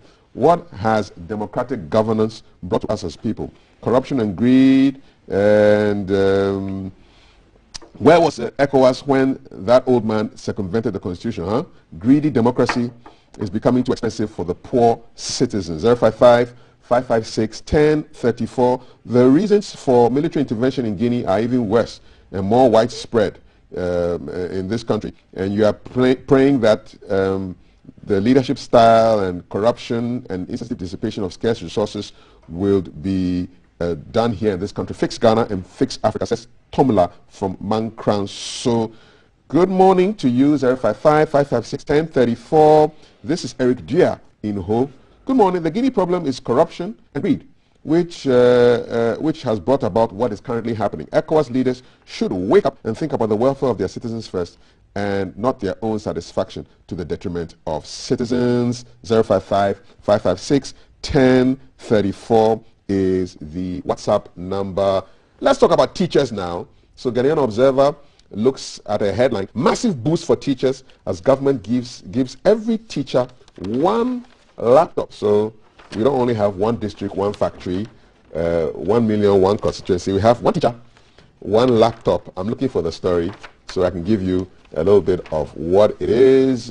So the Vice President has launched and handed over 350,000 laptops under the One Teacher, One Laptop program in fulfillment of government's pledge to equip teachers with the requisite ICT skills to prepare the next generation for the fourth industrial revolution. So there was a ceremony at St. Mary's Senior High School, Accra, on Monday, 3rd September. I believe that's Valerie's old school, and he was assisted by the Minister of Education, the senior advisor, and various people. And basically, 350,000 laptops are being distributed to teachers. Quite an interesting story. I also saw in today's graphic that coding is going to be part of the curriculum for students. So it looks like the digitization drive is touching the teachers too, isn't it, Bernard? Well, I don't think that the issue of one laptop to a teacher or to a people is a new phenomenon. You recall President Atta Mills launched the one people, one laptop concept. Question we should ask is, to what extent have we matured that one people, one laptop? And I had insisted that sometimes our government embarks on very or policies that are uniform, but the implementation will not be uniform. If you come from a community called Pagdenge, where they do not have electricity, and you are a teacher there, and you are given laptop, you should go and set fire on it to charge. are you going to use that? Don't give the wrong advice. No, I'm just trying. And this a question I have raised. That first is that we need power in most of our communities, so that when you give out a laptop, you are certain that that laptop, at least after the first day of use, will also still have life to be used. But you are sending laptops to teachers. Most of the teachers are in the rural communities. They don't have electricity. In fact, before Methuselah and the death of Methuselah to present day, they don't have electricity. So the laptop will be roasted so that it will be used to function. The problem that the teachers are currently filled with. Not all rural areas are deprived of electricity. Not all. Even in urban areas, not all also have electricity. You know that. And so I'm talking generally. The problem that the teachers of today are confronted with, for which reason they threatened many times to go on strike, it's not the issue of absence of laptops. You know that. NAGRAT, NAT, Concerned Teachers Association, they came together to issue ultimatum to government and raise certain demands. The absence of laptops to teachers or to the people is not one of the things. What is the key problem teachers are facing? They are talking about the availability of even the textbooks so as to complement the so-called curriculum that you have brought, so that the teachers will know what they are going to impart to the people. You don't have the textbooks. So two people are in school, teachers are teaching them and buying past questions of 1981 for the people to know how to answer questions. We are in 2001. Things are moving this way. We have graduated from the analog and manual system to the current digitization process. You are still buying past papers. But that is why the you are still buying past papers of old. Questions that were set of old mindset for future. The future is this way. And so currently it appears that our government has its own bag of policies, far remote from what the implementers of our education are actually in need of. And so when you have this, yes, good policy, it looks well, some contractor will go and bring the laptops, they will get their cards, they will make money, they will distribute the laptops, no doubt about it. It's nice to carry a laptop, you know, particularly when you come from the community that I come from. Carry a laptop, you feel good about carrying a laptop. You go to school, go and open for the people. Now you're giving teachers laptop. They are supposed to impact on the people. The people too don't have. They don't even have computer libraries. So after the teacher has finished teaching them, they go back home to go and sit, and then they don't see that facility. So what you need to do probably is to set up the ICT centers in the schools, so that the teacher go into the ICT center, teach the people there. The people can then go back at their spare time to now go and have a hands-on. But you know, we have varied policy concept because somebody must supply the laptops. Okay. So the contractor has been identified. Money will be made. But I'm saying that the full utilization is sometimes less than 10%. Kwate. So you're hearing some of the concerns. There may not be enough power to even power the laptops. And there are more pressing concerns with respect to teaching materials.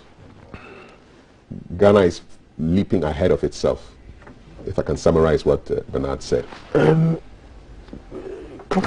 do you respond to this? Kofi, I think that the concerns of teachers are not different from other government workers. And so long as they have the platform to engage government, to press them hard about their demands, government has not reneged on this opportunity to help them to come out of these problems that they face. So admittedly, I will agree with Bernard to say that yes, teachers and for that matter other professionals have their concerns legitimately that they are asking government to resolve for them. So I think that yes, government is doing its best to make sure that these problems of teachers, i.e. the textbooks that you talked about, are all addressed in that order. They also spoke about the need for past questions. I went to Presec Legon. I went to Accra Academy when I did my sixth form privately over there. past questions are part of our learning curve. You need past questions to know exactly whether what you have learned. There'll be some, should I call it, questions that will come in from past years' examination questions. It is done. Why should the government spend millions, 30 so there is million? nothing wrong, Bernard. There is nothing wrong at all to come out with past questions to aid students for what they have learned. I mean, I don't see the curriculum. When I don't see any. When I was quiet, but please continue. Thank you very much. So clearly, you're flexing your rigor muscles on him. Not at all. He's trying to interject and he's disturbing my thought and flow. So I need to appeal to him to allow me to. Clearly, I think that this laptop business. No, let's talk about that. I'm interested in the past questions because you can get the past questions for free. If you go to the Play Store and you just type in Ghana past questions, they come there for free. If they come for free. Yes. I don't know about that. No, I know about that. You know why I don't know. I don't know. For free. I don't know about that. So if government procures past questions for students to go through them to aid them in their questions and in their examination, I see nothing wrong about that. It's frivolous expenditures, 30 million CDs. But Kafu Day, what I'm saying is that when teachers don't have teaching materials. Do you want me to speak? Yes. So how can I speak? You're speaking now. So allow me. So clearly that has been done. That's clearly been done. So on the laptop, we're in a digital space, like you are talking about. It is going to aid the teachers in their preparing your lecture notes. It's going to assist them researching to know exactly what they want to do. You understand? For me, that is the two critical area that I find myself into. You see teachers holding notebooks, lecture notes and all that. So now when you sit down and you are able to gather all these lecture notes together, you know what you can go through. I agree with Bernard that going forward, there's a need for areas where we don't have electricity. I know government is doing a lot of expansions all over the place.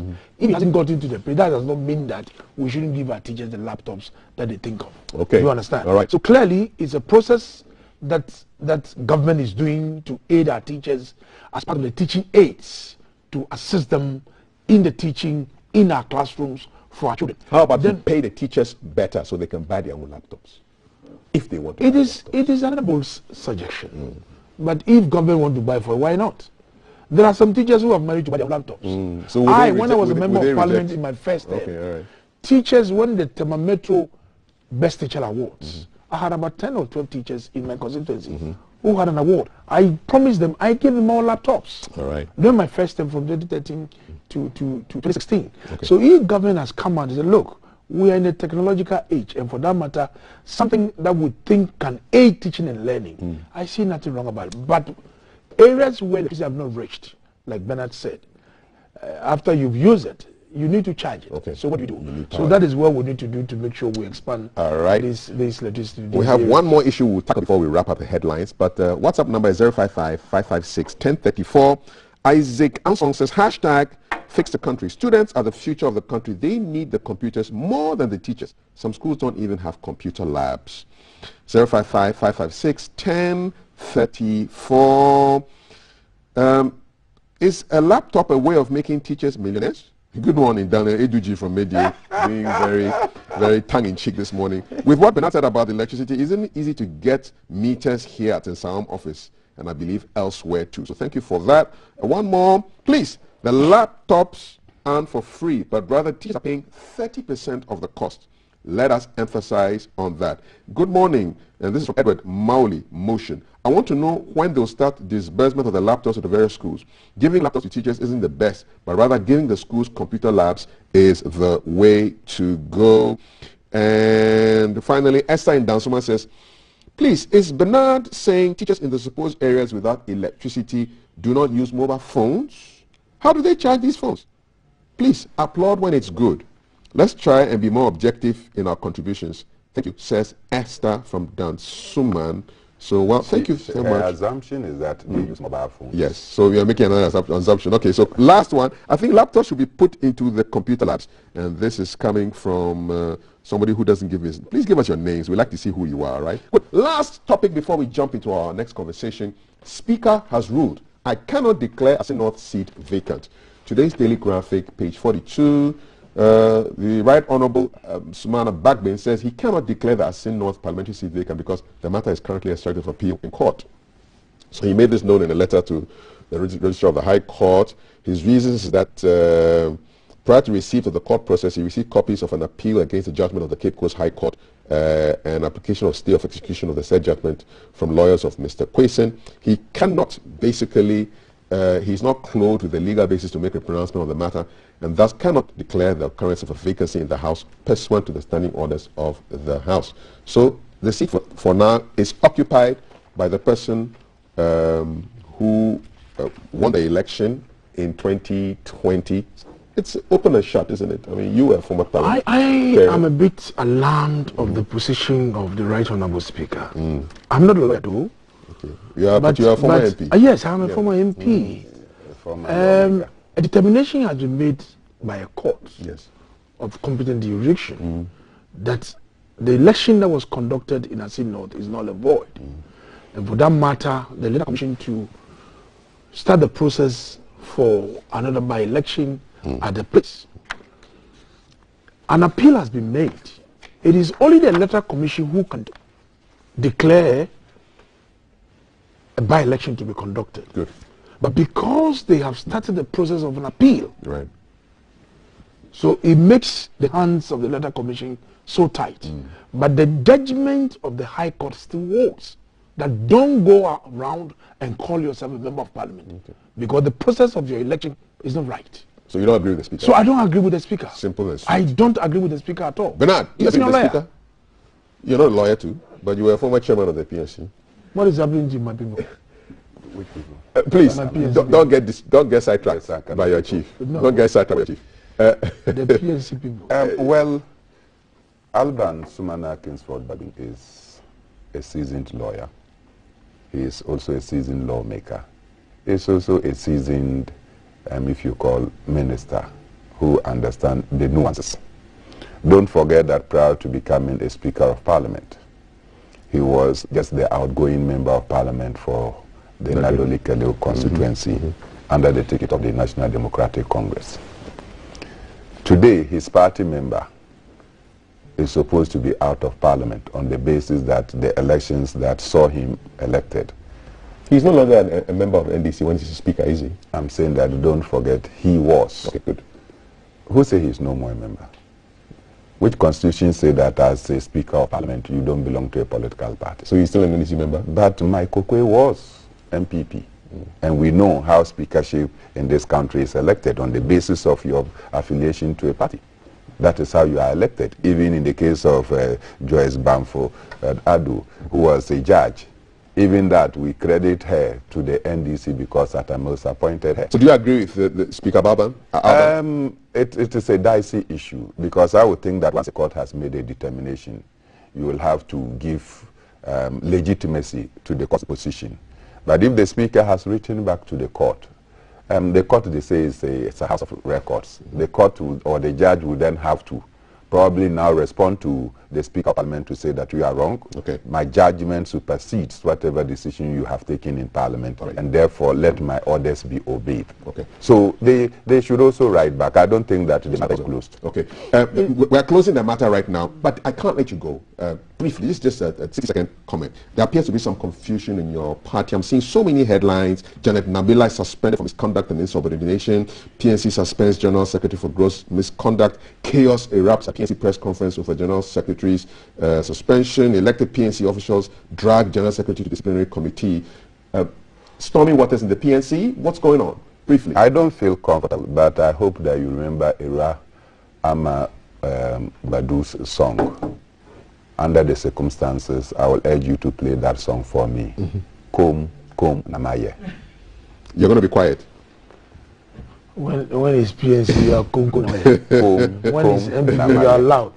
You are loud. Brief. Thank you so much. So, you don't want me to talk. No. Are you a member of the PNC? Are you a member of the not PNC? fair? I just want to. Are you a member of the PNC? You asking me about having in my party. I know what my brother then lent you to do. You know how. Give me space. Let me talk. He said, "Come." He hasn't spoken. So but that is his position. Why do you want to speak? That is his position. allow us to this is handle a it. party. Look, Mbatala, please allow me. We are done. The former president, Dr. Hilary Liman. No, because you left a good print. We are done. We're My done. brother He should didn't have jab allowed you. me. He didn't jab you. No, they never jabbed me. Yeah, so we're done. I was thinking that The the pilot good work says that you did, the plane has landed. I'm sad. Be What his sad. absence is causing that great be party. Be sad. Be sad. It's allowed. Sadness is a legitimate I'm emotion. very sad. Thank you. And I think that he has a role to play to bring them together. That's a As beautiful former, you cannot be Gom on this platform. on national platform. I'm wrapping up with You some. cannot be Gom. Maybe Ronaldo and MPP, but this time he's on high horse. High horse. High horse. Go home and resolve Riding. the matter. God save my PNC. Are you guys doing a coup? Business 24 headlines. Chamber of Mines wants VAT exemption for exploration firms. Global food commodity prices rebound in August. And SIM card registration to begin October 1st, 2021. That's a conversation we'll have later on. Thank you very much, gentlemen. Daniel Nikwate Titus, Global former Deputy Minister of Transport. Bernard Mona, former Chairman of the PNC. Kafide, current co-host of GTV Breakfast. Our WhatsApp number remains the same, 055-556-1034. We're keeping an eye before we're going into a conversation, teenage pregnancy, education, styling. Let's keep an eye right now, and I believe my man, Alan, is on the ground, and he's somewhere around an interchange, I believe. Alan, good morning. Hi, good morning, Kafui, and welcome to Achimota in the Greater Accra region. This morning we're keeping an eye and also monitoring traffic for commuters coming their way from Isawam and beyond, heading towards the capital, Accra. This is the main road that connects Accra to that part of town and beyond towards Kumasi and parts of the eastern region. To my left, as you can see, traffic building up towards Accra, and this traffic is a rather very slower one. It moves at a pace of less than 10 miles per hour, and so commuters coming from Amasama and parts of Gassouth, even in Sawam, heading towards the capital, would want to choose alternative routes in order to make their way quick into the capital and also get their business done. This is Gassouth Municipal Assembly, Kafui. Make no mistake about that. It is not Kaneshi or Agbogboloshi. But there seems to be a problem here which mirrors that you find in Agbogboloshi and parts of Kaneshi and the rest of them. Behind me is unfortunately a heap of rubbish. This is collected from wherever they come from and find their way towards Achimota Overhead Bridge. What I observed this morning is employees of Zoom Lion, after they had gone round sweeping, dumping that here. Over the weekend, my research team and I were here in an attempt to find the assembly member for this particular patch of city. Unfortunately, it is a boundary of contention between two assemblymen, one to the west and one to the east.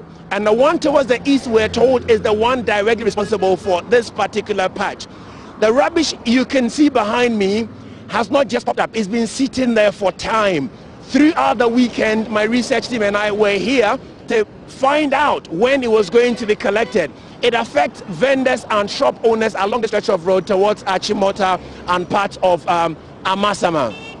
Interestingly, when we made that attempt to find the assembly members, indeed, we were told because of the contention, none of them would want to take responsibility for this. And this poses a health hazard to people who ply their trade here. Shops along the stretch of road will tell you the stench coming from this behind me is appalling, and it's a very bad health hazard. Indeed, in the state of a pandemic, the last thing you want to see is such a pile of rubbish sitting next to your store. I spoke to a store owner this morning, Mr. Walasi, his name is, and he has agreed to speak to camera to tell us the numerous attempts they have made to reach out to the assembly member whose responsibility it is to ensure that they work collaboratively with the authorities to ensure that this is collected. Mr. Walasi, welcome and thank you very much for joining us. This is GBC Breakfast. Would you please tell me how long it has taken you to get the attention of this assembly member to take care of this rubbish, as we can see from behind us? Thank you. Good morning. I could say that I came around Achimota here barely for 2 months now. But since I came there, I'm trying to talk about these things, especially the AMN people, anytime they come around. But it has become so a health threat to us around this area, especially this is a highway. So I'm thinking that if the authorities can do something about it, because Assemblyman, we are trying to locate him. Me personally, I don't know him, but we try to locate a land that is somewhere at Gbogboshi or Gbogboshi, somewhere nearby here. So if the authorities can see to it that something will be done about it, especially this is highway. And you can also witness that early this morning, some of the AMN people have also pouring some refuse dump here, which is not good. It is an eyesore, because we are all crying for the cleanness of the country. So if this country can be clean, it is we the citizen have to take the mantle as a citizen and do something about it. Not the government alone or the president alone, but we ourselves as a citizen of this nation have to take up something and do something about it. Thank you. Thank you very much, Mr. Walasi, for joining us. So, Kafui, just coming back to you, as you can see, this is not Agbogboshi or Kaneshi. This is South Municipal Assembly, and we're right by the Achimota overhead bridge. The contention or the boundary is that which falls between Abofu and the part of Achimota, and this is caught in between. And until they agree, I'm sure we are in for a very long haul. Back to you in the studio, Kafui. The overhead like that. But thanks for that report, and thanks to Walasi. We will get some action taken on that. This is GTV Breakfast, hashtag GTV Breakfast. WhatsApp number 055-556-1034. You are responding to the questions, the headlines on Guinea and Kafui. One thing I've realized is that most African leaders hold on to power.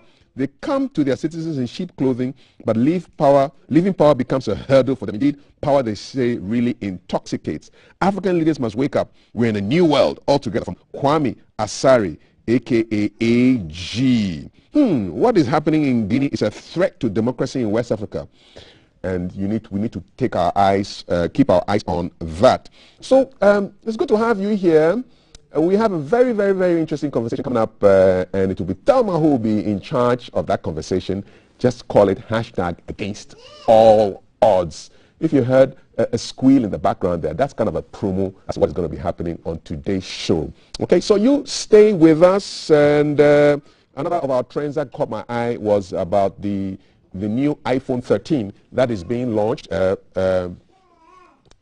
6,000 CDs. What would you do with 6,000 CDs? Will you go and buy an iPhone 13?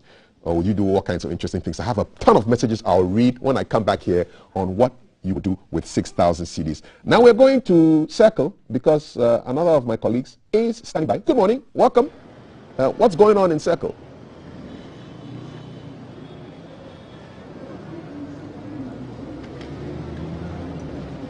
I hear the sound of Circle. And I'm sure the voice will come pretty soon. Yes, this is so-called Okay, Dubai. thank you very much, and welcome to this morning's edition of Keep an Eye. It's a mellow Monday. The weather is a little overcast.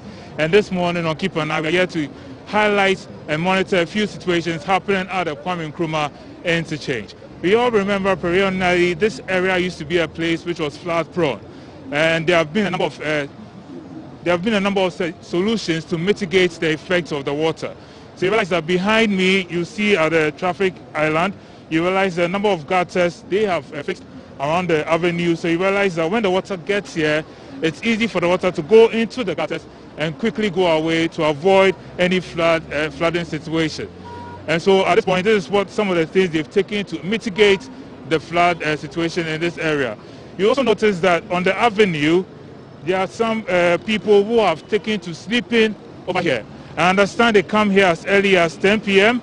And if you're passing all the way here towards a Youplan bus station and all that, it will be like a boys' dormitory, and you see it's filled with junkies and all that, who are bringing their nets and everything, and they are all coming to sleep on the avenue. So a site which was previously for people to walk around and just relax, and if you are perhaps you have a drink in hand, you can just drink and put in the little bed. This place has been taken over by all these junkies and whatnot. So you have people, this kind of riffraff, and then so if the AMA is up and about, they can come to help the situation and drive all these people away. And at this point, I'd like to draw attention to the rubbish which is mounting right in front of me. This is also one thing that also causes this area to become flooded as well, because once it's not carried away by the rubbish truck, it can get into the gutters, the waterways, and block the water flow. So if I understand, when I spoke to the Zoom Lion personnel, he made me understand the truck is on the way to pick it up. But as to how soon the truck will be here to pick it up is what we are worried about. So we hope they do that as quickly as possible. And also you notice that the walkway, the pedestrian walkway, has been taken over by the hawkers. So you see pedestrians fighting for space with the hawkers. Indeed, you realize the pedestrians are hardly using the walkway. They are all on the major road itself. So you see towards, for instance, somewhere like Ebony, where people, if you wanted to get pie back in the day, you know, you could just pass by and do your own thing. And you realize at the junction right that we're showing you, you realize that previously vehicles used to park there and cause a huge amount of traffic. Unfortunately, that doesn't happen anymore. And so we are praying the AMA will come in and help curb the situation. And if possible, they can put the quarry stones they put over here also at this area as well, so it will help the situation. This has to keep an eye at the Kwame Nkrumah Circle interchange. Thank you very much. Yes, the pointed stones actually prevent people from passing those areas. But for an interchange that was named by our first Prime Minister, first President, the lawlessness there is just too much. There used to be Abaye, and then people will scatter. I don't know whether that is happening these days. But thanks very much to our colleagues Jay and Alan for giving us a sense of what's happening in those parts of the capital. This is GTV Breakfast, hashtag GTV Breakfast 055-556-1034. Going for a break, returning with a conversation on Against All Odds. It's going to be a female invasion. No men anywhere around when you see what is happening on the pictures. One last comment before I go for the break. That was an amazing submission from the Honorable Bernard Mona from the historical perspective to a comparative analysis of the subject of Guinea. Brilliant.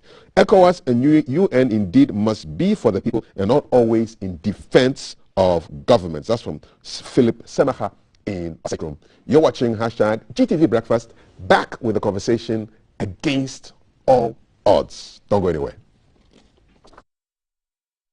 Studio One, this is the Breakfast Show.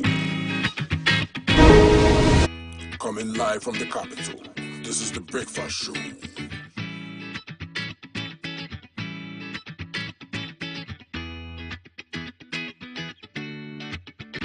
Coming live from the capital, this is the Breakfast Show.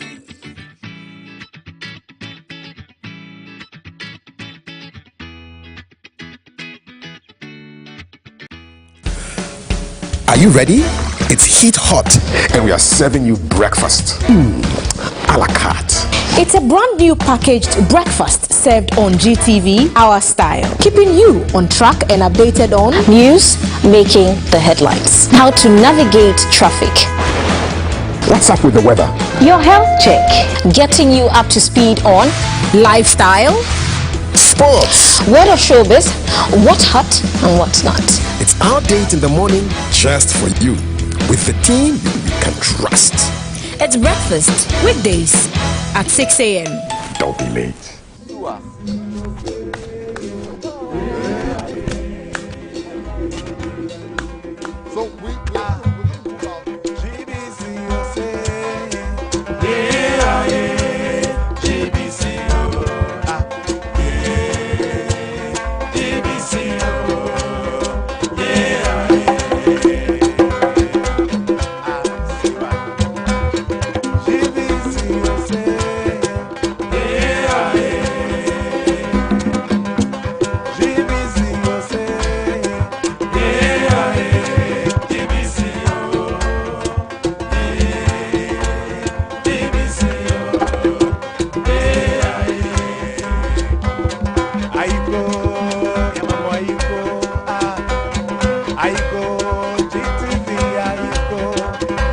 pace setters, you have blazed the trail.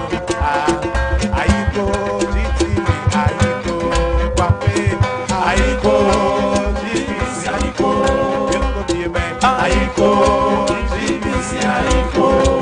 You have set the pace, you have blazed the trail.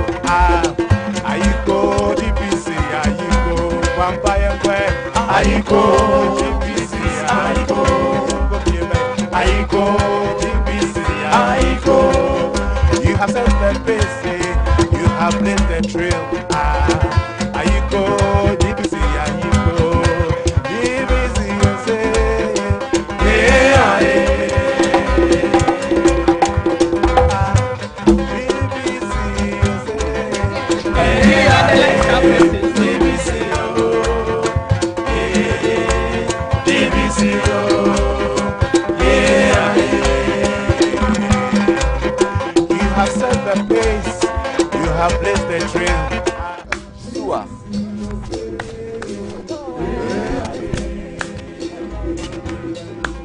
So we GBC, you say, yeah, GBC, yeah, GBC, yeah,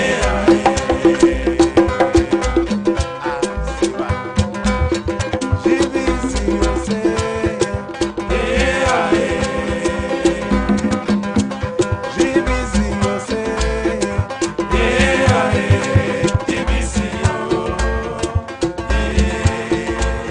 GBC,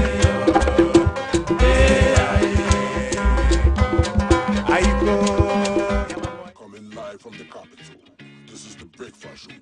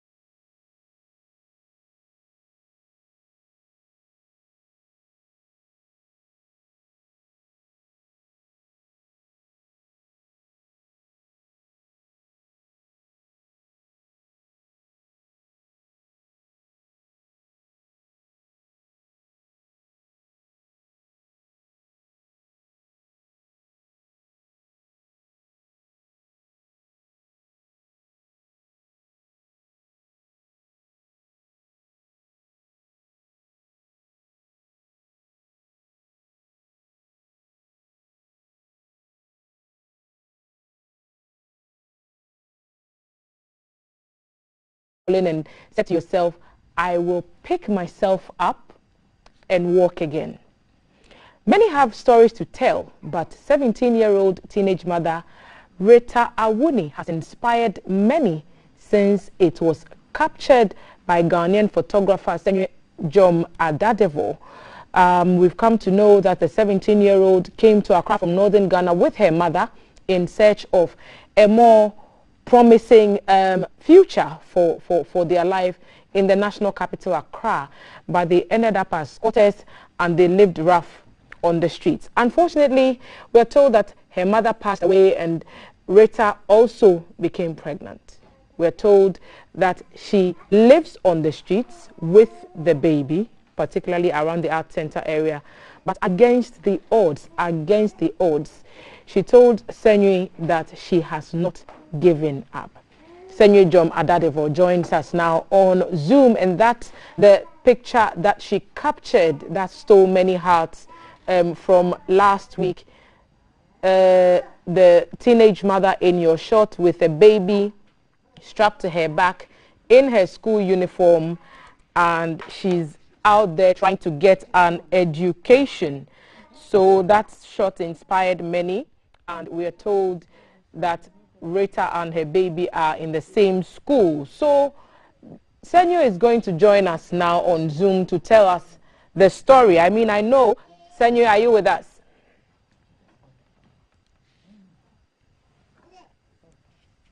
Okay, we are going to get, yes. Senyo, thanks for joining us this morning. My pleasure, my pleasure. I mean, obviously, because we've had you on the yellow couch before in another program talking about photography, and we talked about how one time you had to show up for work with your baby strapped at your back. So I'm guessing that when you saw Rita, it's the first thing that came to your mind, that this was me in Italy working with my baby strapped at my back. Exactly, and I think that that is what I used to break through to her, because actually I had gone to cover a program in the school. That was, I think, a career day that my partner's Movenpick was organizing for her school. But I don't think she made it into the hall. She didn't get to come into the career day. So after the career day program had passed and I was waiting for my Uber to pick me up, then I saw a young lady in school uniform but with cloth around her chest. At first I didn't see the baby. Out of curiosity and the journalist in me, I said, hello, come in. So when I saw the baby, I was like, what, you're carrying a teacher's baby? And she said, no, my own. And then when I said, oh, come, how? You have a baby? So as you know, when I started the conversation, she drew back. You know, I think she was a bit put off with, I think I was shocked. I was in a different, you know, just to hear that she said, it's my baby and she's in school. So I was just blown away. And I think I may have, you know, come across a bit too energetic to her. So she pulled back and she was having a face. I said, no, listen, I like what you're doing. Because a few years, you know, a year ago, that's how I used to go to work. I had my baby at my back. So that's why I'm telling you, we are friends. So she gave me a smile. And that was the icebreaker. We're seeing the picture of you with your baby at your back right now, carrying that sporting event. Exactly. And that was in Italy. Yeah. I was carrying the leg for a client, you see. So that was what I used to relate to her. And she gave us, you know, a smile. And I felt the ice melting. I was like, this is my moment, you know. But it resonated with you as well, because you know the challenges that even as an adult mother, you have to go through. But to witness a teenager with the baby, still pursuing an education. When you posted it on Facebook, it caused a huge frenzy. Tell us about that. Well, at first I was expecting. I said, okay. I asked her. This is why I posted the photo. I asked her, if somebody is to help you, what would you want? And then it was the third question to see if it's a case I should pursue. You know, and she goes like, I want more things to sell. You see, that was beautiful. She didn't ask for money. She didn't ask for dresses because her school uniform is torn. You know, she didn't ask for anything material. She wants to continue trade. She said, I want things to sell. And I'm an entrepreneur. I love that. So I said, okay. So I thought I'll post it on Facebook, get about 10 people to share it, and then, you know, I'll get about 10 friends to come around, you know, because I've lost my mobile phone, so I've lost my contacts. So get about 10 people to come around. But by the time I went back to my Facebook, I had 400 shares, you know, and it was beautiful for me because, you know, they showed that, you know, contrary to the belief that now the society is after this, you know, sensational, beautiful women, slaying queen and slaying men and kings. Society is so hungry for such human face stories. It was beautiful for me because there was nothing listening about it. So I tried and I told the story as simple as possible. You know, there was a time that she was covering her uniform where it was taught. She was trying to be very, you know, tactical. She used, I said, no, this is you. It is part of your story. So let's go, you know. But I've had both, you know, positive and negative reaction. I've had people who You've had negative reactions. Wait a minute, Senyo. Exactly. Yes, I've had very negative, which almost broke me until your producer, Kofi, called me. What angle was this negativity coming from? Well, I don't also blame, but I think there's, so I called the first headmistress that I came in contact with, the woman who gave me that sensational quote. She said, you know, she is the nursing mother who is buying, you know. So I called her and she said to me, she's not a headmistress, but she was representing, so I think she's a deputy or an assistant. So I think she had put me on speaker. Then there was a male teacher who said, but madam, what you're doing, you are rather encouraging, are we celebrating her for being pregnant? You're rather encouraging. I said, no, sir. You are teaching girls not to get pregnant, but it has happened. And the fact that it has happened doesn't mean she must suffer. It has happened. What's the next step? We are rather, and this is the angle I take this story from, is the school, not the girl at all. And he is right, though, and he's not the only person. If, you know, quite a number, about 50 people have said the same thing, that, you know, we are encouraging girls to go and get pregnant, teenage pregnancy, to gain fame. And that is the more reason why over hundreds of people have called me. I have refused to give contact. Because it is true, we create heroes, or, you know, we say celebrities overnight. And then that is it. We put them out there, people will go take photos of them, and that ends it. But this is not what I want from this story. So people have called me, why haven't you put the girl's number there? We want to go and visit the girl. What do you want to go and visit the girl for? What do you have to offer? You know, so I've had both sides. I've had, you know, and then there's something about negative comments. They jump at you out of 1,000 positive. I can relate. One definitely. Yeah, it just jumps at you. You know. So yeah, and so others are also sharing their personal stories. We're seeing one on the screen now, and they're saying, I went through the same thing. I started secondary school when my child was 6 months old. During break time, I have to come home and breastfeed him in the house. He was with my mom. Charlie, it wasn't easy. The distance from campus to the house alone. I would be late for class till he was 1.5 years, etc. But I didn't give up till today. So against all odds is what we are calling this story on GTV Breakfast, against all odds. Senui, because of all the negative comments, it begs the question of who made the girl pregnant. If we are blaming the girls for getting pregnant, in this case, Rita, who is 17, she must have been 16 years old, thereabouts, when she got pregnant. Are we not blaming the victim? You know, yes, exactly. So there should be, you know, and that's one of the things too. I once watched a documentary of Jamaica where the government is said to go to homes and chase out teenage, you know, pregnant girls to go back to school. So for me to see this in Ghana, I thought it was beautiful, because the thing we know about Ghana is that, you know, people don't go back to school, they are shy, the school doesn't even want to associate. So to know that the school has that thing for her, and she and her daughter and her son, are schoolmates, I thought that was beautiful. And that's why, if you saw my caption, I said, me 17-year-old Rita, who is schoolmate. I thought that was beautiful. You see, so I don't know, like you're saying, but I didn't ask that question, and I'll get to hear Rita's story from you today, because you see, I don't like to go beyond what I can't do. She's already pregnant. So for me, if I'd asked her, well, how did you get pregnant? What was I going to do about it? Nothing. It's done. It's done already. It's done already.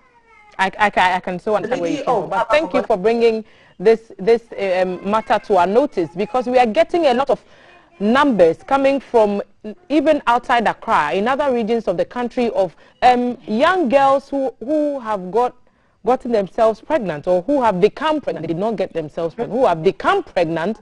And we are recording more numbers in our schools. What region has 600, other numbers coming from other regional capitals and elsewhere in the country. So thank you for bringing this to our attention and for making this a matter of public debate, Senui. Of course, telling the story with the powerful lens of a camera. Yes, but then I also thank the general public, you know, for them taking it up, because one person could have gone like, and I saw it even on Twitter, somebody said, this Kwasi Asemi you put out there, so what should we do about it? You know, I've seen comment that like really hit me, but then like you're saying, I really thank the general public. There are people who, actually a lady called me last night, I want to stay anonymous. She said the girl should not trade. She wants to be giving the girl upkeep money of 400 cedis for the next 3 years and 600 cedis allowance for rent, for accommodation for the next 3 years, because she doesn't think we should get her a trade, but she should concentrate on her schooling. And others, so far, I think we've raised about 2,500 CDs. So I didn't expect that magnitude of response. So I thank the general public. You can put a story out there. If the public doesn't buy it, it won't sell. So thank you very much, Ghana. And thank you for putting the story out there, Senyi. Senyi Ejom Adadevo is a world-class photographer, and she captured the scenes that captured a nation's heart. Against all odds, a teenage mother with her baby at her back, pursuing an education. She's not asking for anything. She says she just wants means to keep herself and her baby alive. She wants to work, she wants to go to school, and she just wants to succeed against all odds.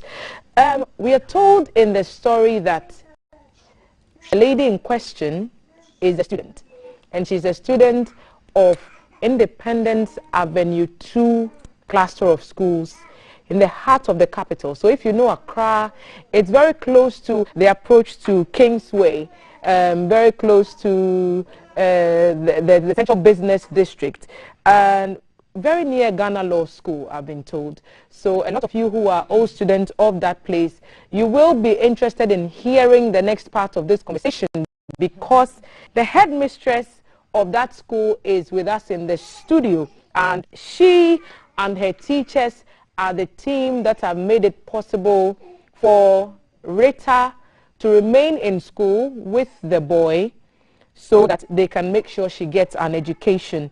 And she has joined me now in the studio, Madame Ernestina Esiedu. Thank you so much for joining us. And of course, you are ably supported by the Ministry of Gender, Children and Social Protection. And we have a representative from the ministry. She is the acting director of the Department of Children at the ministry. And her name is Madame Florence A.C. Korte. Madam Florence, welcome. Thank you very much. So this is a tag team between the school and the ministry. How long have you been aware of this matter? I mean, come to you, but this is we're a home match, ma'am. let me pick the ministry's thoughts on this quickly. How long have you been aware of Rita's particular circumstance? In fact, I've been out of Accra, so I just came on Saturday, and it was Saturday, I think midday, that I got a call from one of your rep asking me to come for discussion. So really, I've not gotten a lot of details yet. I'm getting some of the details now. I was just asking Madam more of the details. So I'm sure she would have, the full story. The full story, and then I'll hear Madam it. But Headmistress, in Ghana, when girls, especially at the basic level, get pregnant, chances are they would be insulted, they would be laughed at, mocked, embarrassed, even in school. What made you take a different approach? What makes Rita's case so special? First of all, there's a policy that when the girls are pregnant, and if they feel like coming, if they can come, why not? They should come to school, and we are ready to help them. So based on that, when I learned that Rita was pregnant, in fact, when she became pregnant, she left up north. So after a while, I heard that she has delivered and she's back in Accra. I asked one of my teachers to look for her so that we can see if she can come, because she was very good. When I came to the school, I learned Rita was very, very good. So we searched for her and we encouraged her to come with the baby. Did you have to work on the students as well so that they would be more accepting of her presence and not make the baby a subject of ridicule for her? They were all ready to receive Rita. They were all ready to receive Rita. And so when she came with the baby to the school, were you the ones who suggested she comes with the boy, or did she decide on her own that she wanted the baby with her while she was in school? In fact, she has no one to take care of the baby if she is to leave the baby at home. So we said, okay, come, we'll send the baby to the KG. Whilst you are in the classroom, the baby will be with the KG attendant and the teachers. Then when it's time for you to breastfeed, They will just give a signal, then you go and breastfeed and come back. So that's how we've been doing it. But is it, I'm struggling to understand, is it something that, has it happened in the school before? So on what experience were you relying on to make this, to build this one on? In fact, not as I know. I went there the latter part of 2019, and let's say Rita is my first case. Okay. Now we have 2 extra, but they have. So it's not just Rita. You have 2 other young mothers in your school. Yeah. Okay. Breastfeeding their. And they bring their children to school as well, or they leave them at home? They leave them at home. But because Rita doesn't have a carer, she has to bring the child. Yes. Does it disrupt her lessons? At times. At times. You see, when the KG, they close around 12 o'clock. Right. And parents will come for their wards one by one. So when the last person is gone, they have to bring the baby to our place, the staff room. So the teachers take care of the baby in turns. I was about to come to that. That must mean extra work for your teachers as well, because if she's otherwise engaged in academic ventures, then someone has to mind the baby until she's done. Yeah. She's in the JHS and we have only one stream. So at every point in time, we have teachers on standby to receive the baby. And I mean, I'm sure she does, but she gets the support of the teachers for the baby and also for her academic work. Yeah. Madam Minister's representative, what does this say of our educational system, that this is not more common, especially across the country where we have numbers of girls falling pregnant but unable or unwilling to go back to school? Okay. Thank you very much. I think what she was trying to tell you, that nationally there's a framework available to guide headmistresses and headmasters to help bring girls back to school. So really it's an occurrence nowadays in most schools to see girls come back to school, whether they have to break and go and breastfeed in the house, depending on how far their house is, or sometimes even their parents bring the children during the break time for them to breastfeed the child. So it's a national framework that gives detailed guidelines to help. That's why she was able to cope, as you were saying, that it was a fair situation, but she was able to cope because the guideline is so detailed and it gives the teachers all the help, the preparation they need to make before even the girls come back. So it's really something that is ongoing, and it's helped a lot of girls go back to school because hitherto it wasn't there.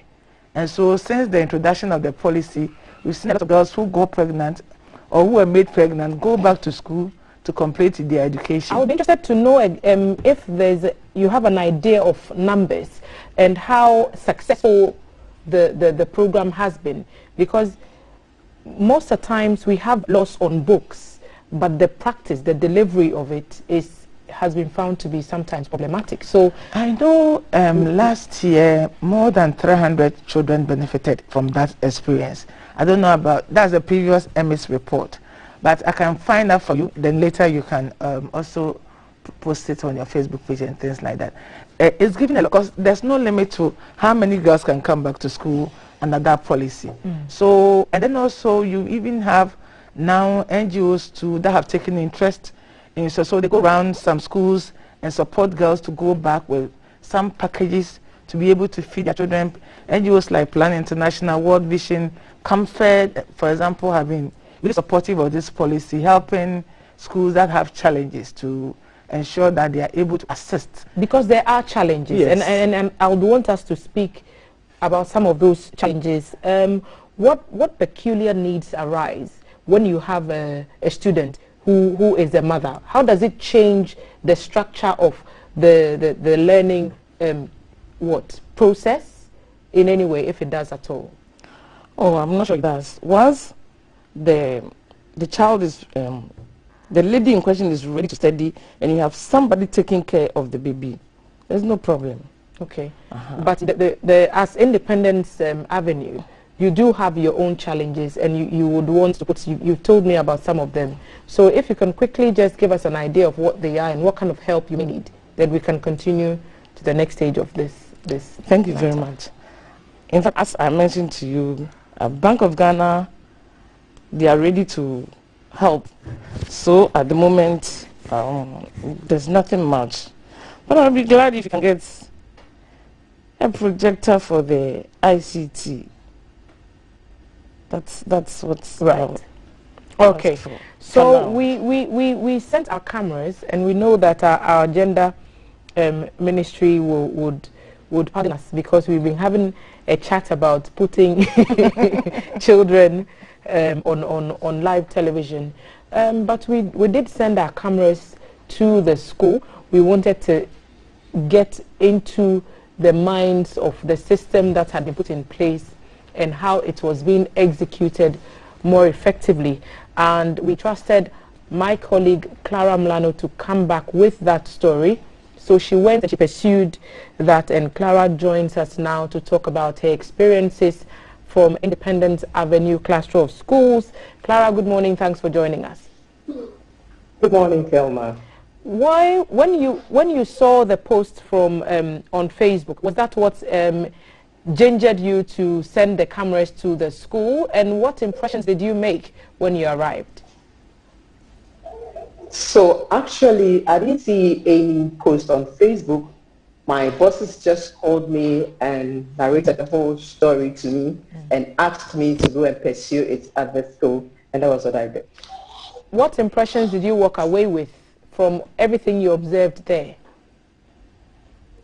When I got there initially, I didn't know if they were going to be welcoming because of the situation of the story. So we had already planned on what to do. So even before we were given the go-ahead to do our videos or do the story, we had already started filming secretly, what we call secret filming. So we had already started stealing shots, and we were just left with the interview to complete the story. But when we're finally given the go-ahead to do the story and interacting with Rita, I felt sad, pity, and anger at a point, because her story resonates with most of us single parenting and working at the same time, the difficulties we had to go through in raising our kids. But she is a minor with no financial backing and no help from anywhere. So her situation was a bit difficult for her. And under the circumstances, because she was not able to marry, let me use that word, her education and motherhood together, and I felt pity. And the problem I also had is with the family. Why did they leave such a child on the streets, knowing very well that she's so young? And Rita has 8 other siblings, but in this case, there was no one around to help her to take care of the child except the teachers.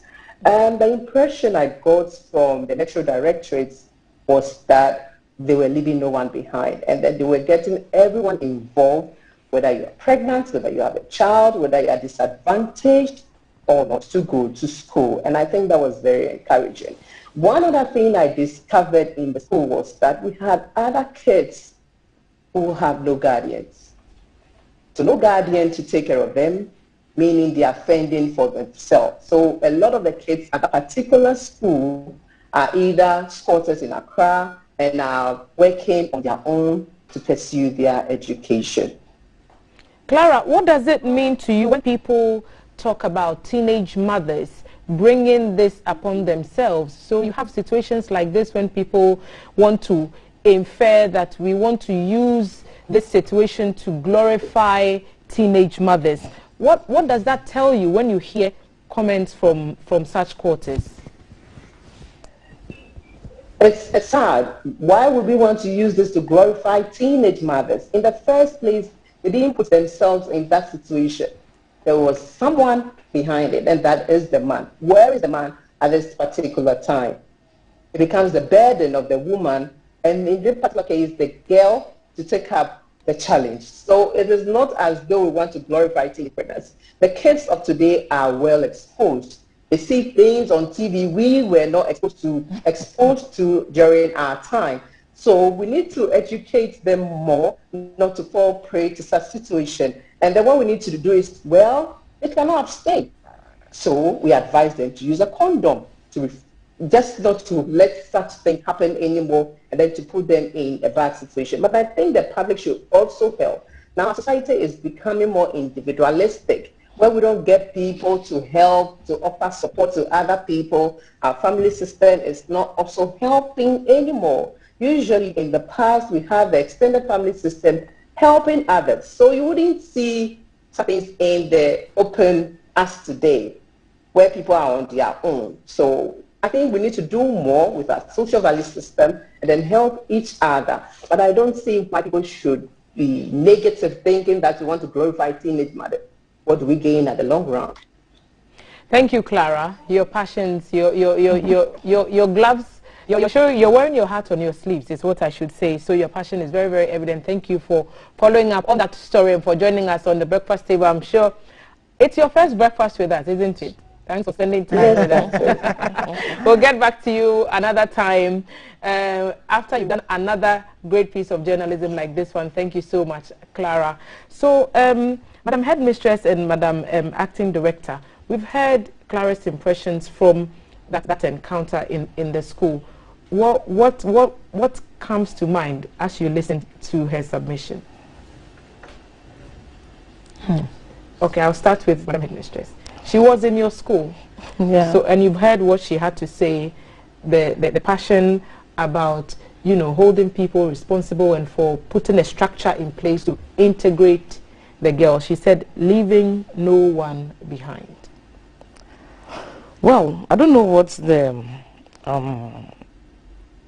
Ministry of Gender can put in place, but if these children are helped, I'll be most grateful.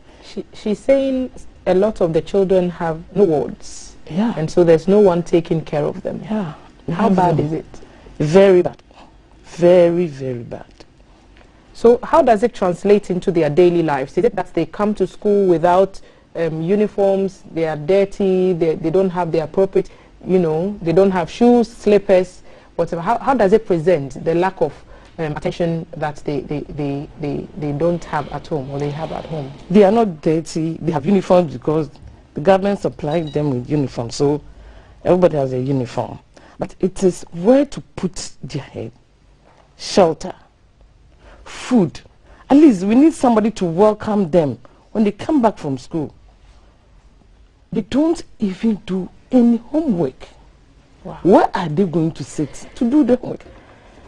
Auntie Florence, what does it tell you of what more is needed I think that's to keep the structure going?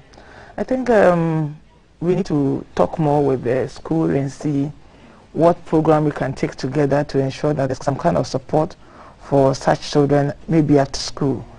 And also to see what needs to be done about those children that are very willing and very determined to come back to school. And then also, one thing that we need to also talk about is the issue of, as the last baton speaker said, that we need to let children or girls know about the consequence of actions that they take. For example, you are there, I know the pressures of trying to get something to eat. Somebody will lie to you that if they sleep with you, you will not get pregnant, and then you go and then this happens.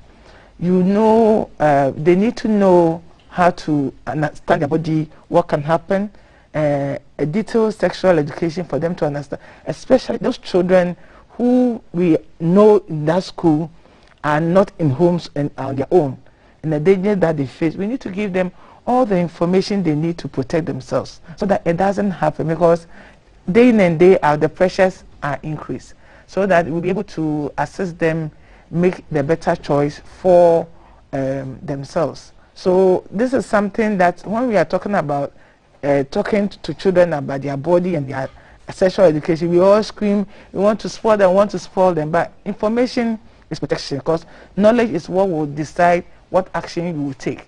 And if you don't have the knowledge and you take an action, you will always get the bad consequences. Okay. So you can join Thank you. You can join the conversation. Send your comments and questions and suggestions to our WhatsApp platform 05555 So 055561034. Send us your comments and questions. And you're asking, what did Clara's story unveil? What did it tell us about the situation in the school? What did it tell us about what Rita goes through when she's in school on a daily basis? And how are the school authorities helping? I'm sure you're asking all those questions. So here's a look at Clara's special story. We'll be back when it rolls, and then we'll have a conversation about what you saw. Let's have a look. As of 7:30 a.m., lessons had already begun, but with just a handful of students. Missing was Rita Awuni. Her seat was empty. About an hour later, Rita arrived with a baby on her back. This has been the routine of the 17-year-old since she became a teen mother, balancing motherhood and her education. The dream of becoming a teacher in future cannot be truncated because of a setback. What day are you? 994. I'm Linda. 94. Yes. But that dream seems vague under the present circumstances of living on the streets with her son. As fate will have it, Rita herself was raised on the streets by her mother until she passed on in 2015. She had to grow up overnight, and that began the task of fending for herself when her relatives could barely cater for her due to their poor background. Since you came to Accra, how has life been for you? It's not easy. It's difficult for me to live alone whilst my mom and dad is not with me. And I was sleeping outside too. So how do you take care of yourself? Who pays your school fees? Who gives you money? How do you take care of yourself? We don't pay school fees, but when I go from school, I do sell pure water. That's the work I've been doing. So you're living on the streets, you're living alone by yourself. What's your dream? My dream is to achieve something. I want to be a teacher. And when my son too grown up, I'll tell him what happened when I was sick. Tell me what happened.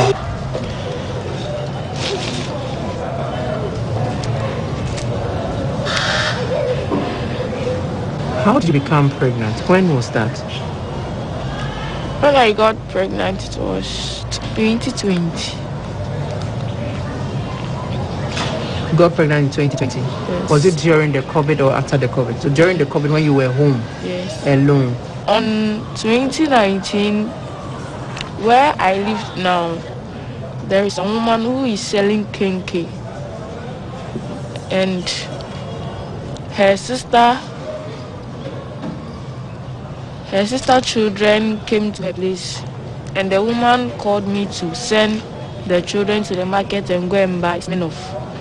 So when I was going, and the two boys followed me to the market. So when we came back, one of them called me that he wants to tell me something.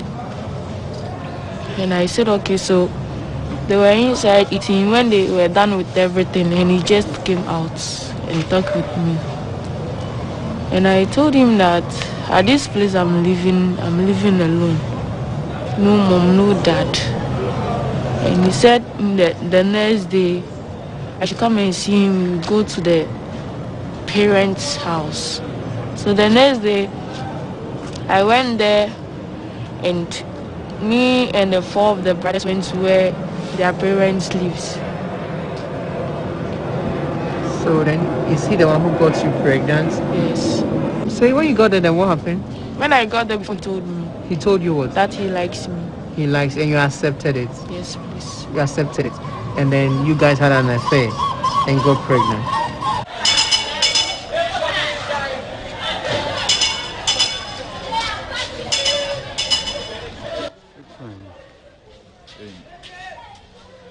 Rita enrolled at the Independence Avenue 2 basic cluster of schools late 2019 in JHS 1 after shuffling between several schools in the capital. The free basic education was her savior, but COVID-19 hit the country in March 2020, and that put a spoke in her wheel because schools were shut. Trying to navigate the uncharted waters of COVID-19, the young girl got pregnant. The design because for the Papa crab. The next stage is what? Next stage, yes, you design analysis. Okay, so When I got pregnant, I don't even know he's the one who told me that I was pregnant. So when he told me, and I bought some tests and I test. When I test it is true I was pregnant. And when I went and told him, he told me to abort it, and I said no. And he said I should abort it so that I can continue my school, and I said no. I'll still give birth. And he said okay. Is the father of the child aware that you have given birth? He's aware. What has he done about it? Nothing. When I was pregnant, when I asked him money, I'll send you always. But when I went back to my hometown, that place when we eat in the morning, afternoon time we don't eat, unless evening time. So I was feeling angry. So I called him and I told him that I'm pleading him, he should send me money. He said okay. So 1 week. So they are not taking care of you. Do you hear from Frederick? You don't hear from him. But do you see him around? Since when I came, I've not seen him. You've not seen him again. Okay. So now, why did you decide to continue with your education even after giving birth? I've not complete from the end. I want to complete. Maybe if in any work, maybe I can use the JHS certificate to do it so that my son will not suffer. So you are doing all this because of your son?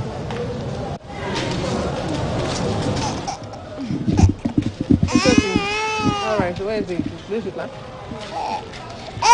Oh, it's okay.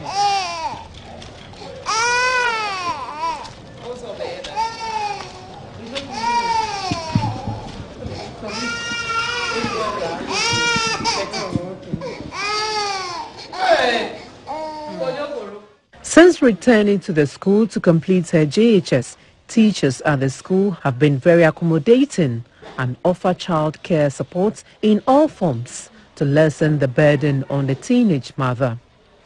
With this mission to ensure that Ghanaian children of school-going age are provided with quality education and training through effective and efficient management of resources, and to make education delivery relevant to the nation's manpower needs, the Accra Metro Education Directorate is leaving no one behind. There's an attendant, so when the graduate comes to school, the baby is sent to KG, and the baby will be taken care of by the attendant. Anytime that the girl wants to breastfeed the child, she comes out to go and then breastfeed. In the morning, through my guidance and counseling coordinator, we are able to provide her some breakfast. The school also tries to provide a lunch, and we move on. We are trying to encourage her. She is in the final year, and such are some of the great personalities the country will actually see in future. So we are actually encouraging her to make sure that she goes through, and she's enthusiastic in finishing the school.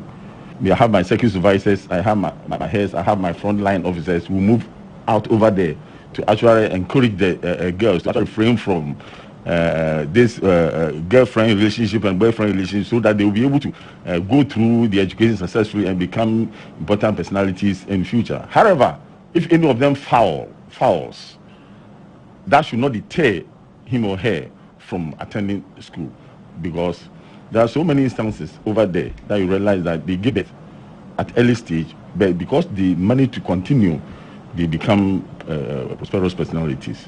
So we do encourage them.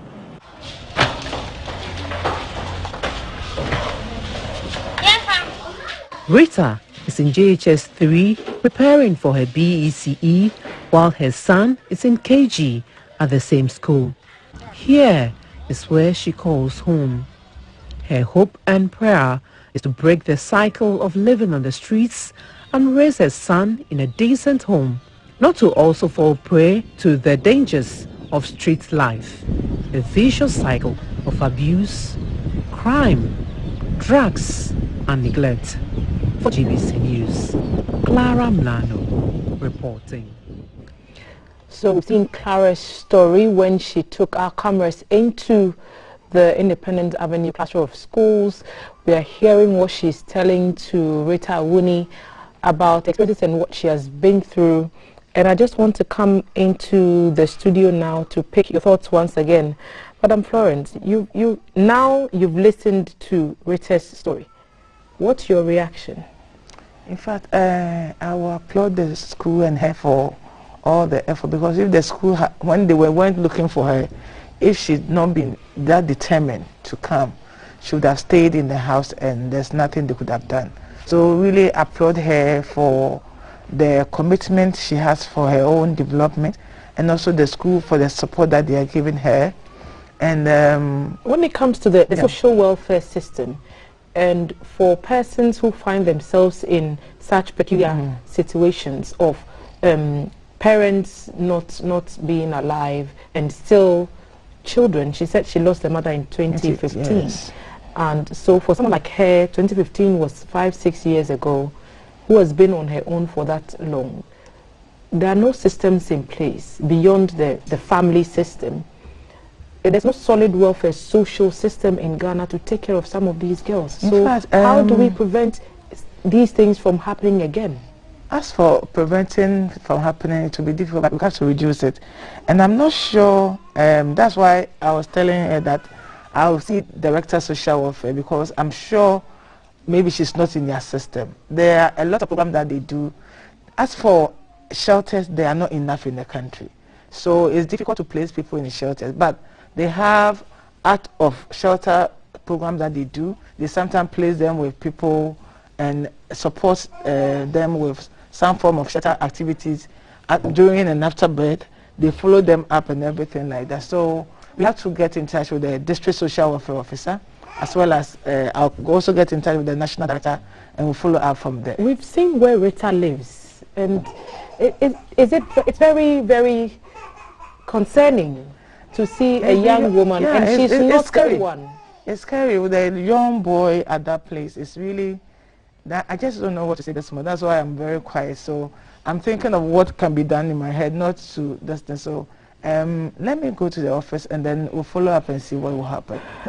Madam Headmistress, I saw you also making some suggestions. Let me read a few of your comments. Good morning, I'm Dela from Ho, a nurse who attended private nursing school but sat for NMC exams, and so there are some issues with the NMC exams. I wanted to start your way. Masters, you said. You're asking how we can help and how you can support the young woman in question. We'll tell you about that in a few minutes. Another person, you didn't tell us your name. You said this story is touching because I remember way back in senior high school, there was a lady who was in Form 2 and got pregnant, left school to give birth and take care of the child for 1.5 years. She came back to continue her schooling with my batch. I found out when I realized the Form 3s were calling her sister, meaning senior in SHS terms. And I think that's against all odds. And that's why we are telling this story, to encourage people to get back on the horse when you fall off and not to remain down. We are not in any way encouraging this experience. We are not encouraging a character or a habit that leads to difficulties for any child at all. So we just want to tell those who have experienced it, those who have been involved in that there is hope and you can get help. It might be hard, like the ministry is telling us. Some fall through the cracks and we need to identify those people. So Rita, she's 17, she was pregnant. she had a baby. The baby is 10 months old, and she made that decision to go back to school. She made that decision that even though there was nobody at home to take care of the child, she would bring something along with her on her back and make the journey to Independence Avenue every day to get an education. Rita, welcome. Thank you. You've been through a lot, haven't you? Having to lose your mom and no one to take care of you, and now you find yourself alone and pregnant in Accra. What was that like for you? It was hard. It was not easy. And it was not easy. Yes. What did you have to go through? I was selling pure water to take care of my baby. And whilst you were pregnant, you were still selling? Yes, please. You still lived on the streets whilst you were pregnant? Yes. There are people who would think that you brought this on yourself, and so they may not feel as much sympathy for you. Did you have enough information about sexual relations between a man and a woman, and how did you make the decision finally to be in this relationship with the father of your baby?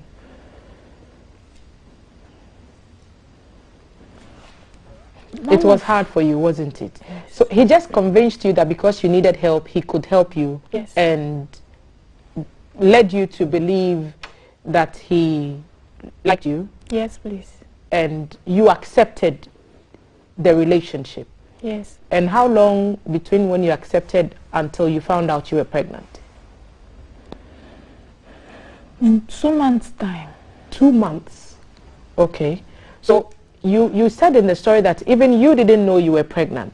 Yes. He had to tell you. But what were you feeling? What was your symptoms? What were your symptoms? I told him that I was not menstruating. Okay. And he told me that I'm pregnant. And I said, okay. Yeah, I don't know. So I went and buy test at the clinic. So when I tested it, it was 2. Okay. And when I showed it to the clinic madam, and she told me that I'm pregnant. And at that point, what was your feeling like when you found out you, because pregnant, wow, you're having a baby. Yes. How did you feel at that point? I was feeling like I'm not feeling well, I'm weak, something. Did you think about what the next few months would be like for you as your pregnancy progressed? Yes. And did you worry about how you were going to feed yourself and your baby? But yes. How did you overcome all that? Then I decided not to live at where I am because my friends will laugh at me. So I went to Agboglosh. That's the place I was selling to buy my baby items. So I was living there. When I was 7 months, then I went back to my hometown. That's the place I gave birth at. What's your hometown? Nalerugu. Nalerugu. So you went back to Nalerugu to have the baby? Yes, please. And then after baby Samson arrived, you came back? In 2 months, when he was 2 months. So you have family in Nalerugu? Yes. Why are you not with your family? That place is where my father got married and bought plants. That place is not my hometown. But my father married 4 wives. So that's the place they lived.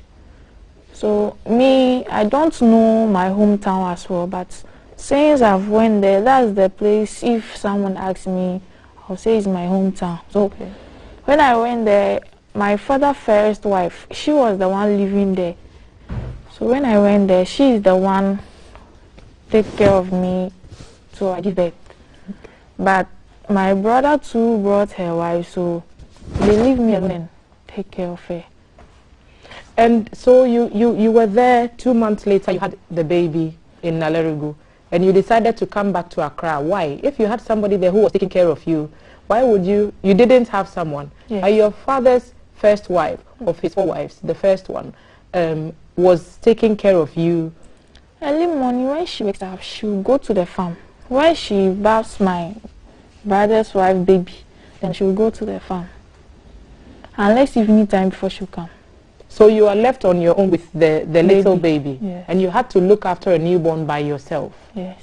At that point, were you regretting the decision not to, what Frederick suggested, that you should abort? Did it occur to you at some point that maybe I should have?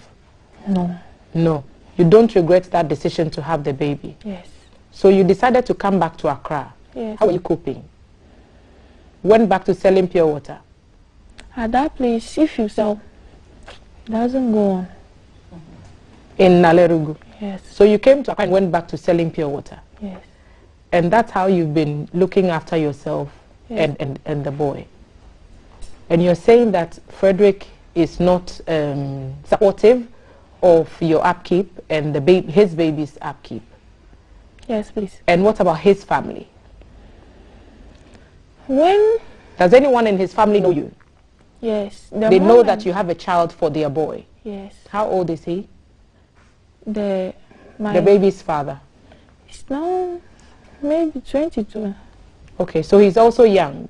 Yes. And the two of you... Okay, no problem. No problem. But you're looking after the boy, and you're going to school at the same time. How hard is it? It's difficult, but I know it shall be well one day. When you wake up in the morning, what do you do? What's a typical day like for you and the baby? Monday. What's a day like for you? When you wake, let's say today is Monday. If you didn't have to be in the studio with us right now, what would you be doing? I'll be selling. On the streets? With the baby at your back? Yes. At times I leave him on where I live so that the kids will be there. Some young children are there, they'll be playing with him. Then I'll go and come and check him. Who pays for medical expenses that you incur for yourself and the boy? It is Auntie Gifty Boajoa. She is the one who has been helping me. Who is she? She's a counseling woman. Where did you meet Auntie Gifty? At my former school. Where were you? Where was that before? 28 February Road. Okay. So she has been very supportive. Yes, we were in class and then I was in P5. She came to advise us, we the ladies. Yes, and I saw her. Do you think your schooling how do you think the school has helped you? Do you realize how unique it is? That yes, even though it's the law, it doesn't get done at a lot of places. Does it make you feel special and cared for that yes, the school put that system in place for you? Please, they do help me as well. At times when the KG people vacate, it is the teachers who take care of my son to go to class till closing time. At times too, when I'm not having money, they'll buy food and feed the baby for me. Yes. Madam Headmistress is here. She want to tell her something? Yeah, she has been bringing me baby's food, clothes, and lunch bag and all those things. What do you want to tell her? She's here, the headmistress. I want to thank her for what she has done. Then times my money was not enough to buy food, but what she did was good, and I thank her. May God bless you, give you the strength to do all things you come to do. May God bless you. Auntie, your girl is here. She's talking to you. Yeah, I like her determination. And I know she's going to do well. I keep encouraging her. So I know we'll get there one day. Rita, yes, madam. You know there are many children who have found themselves also in your position. And do you wish that things had been different?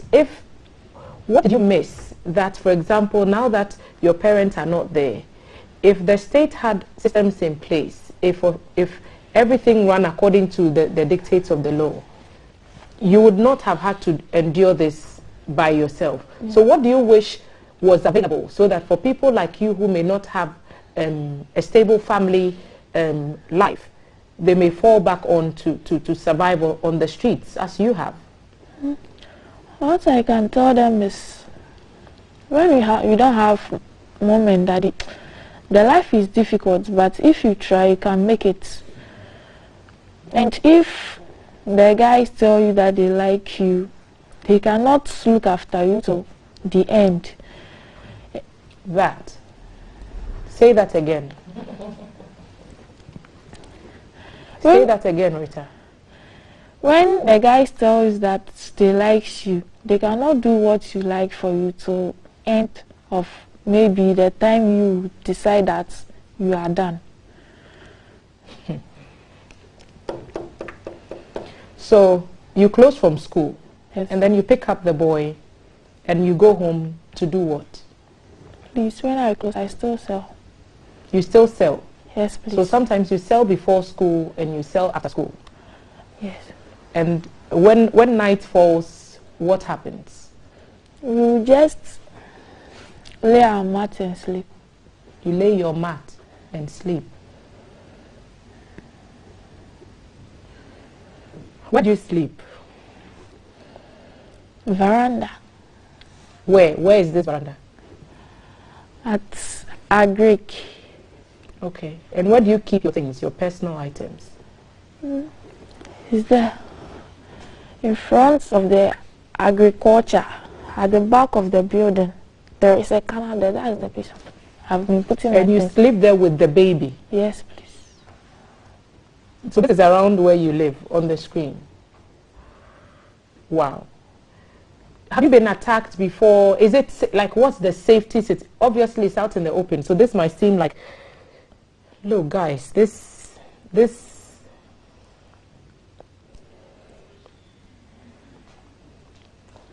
So we are looking at where you stay now, and that's the veranda that you sleep at.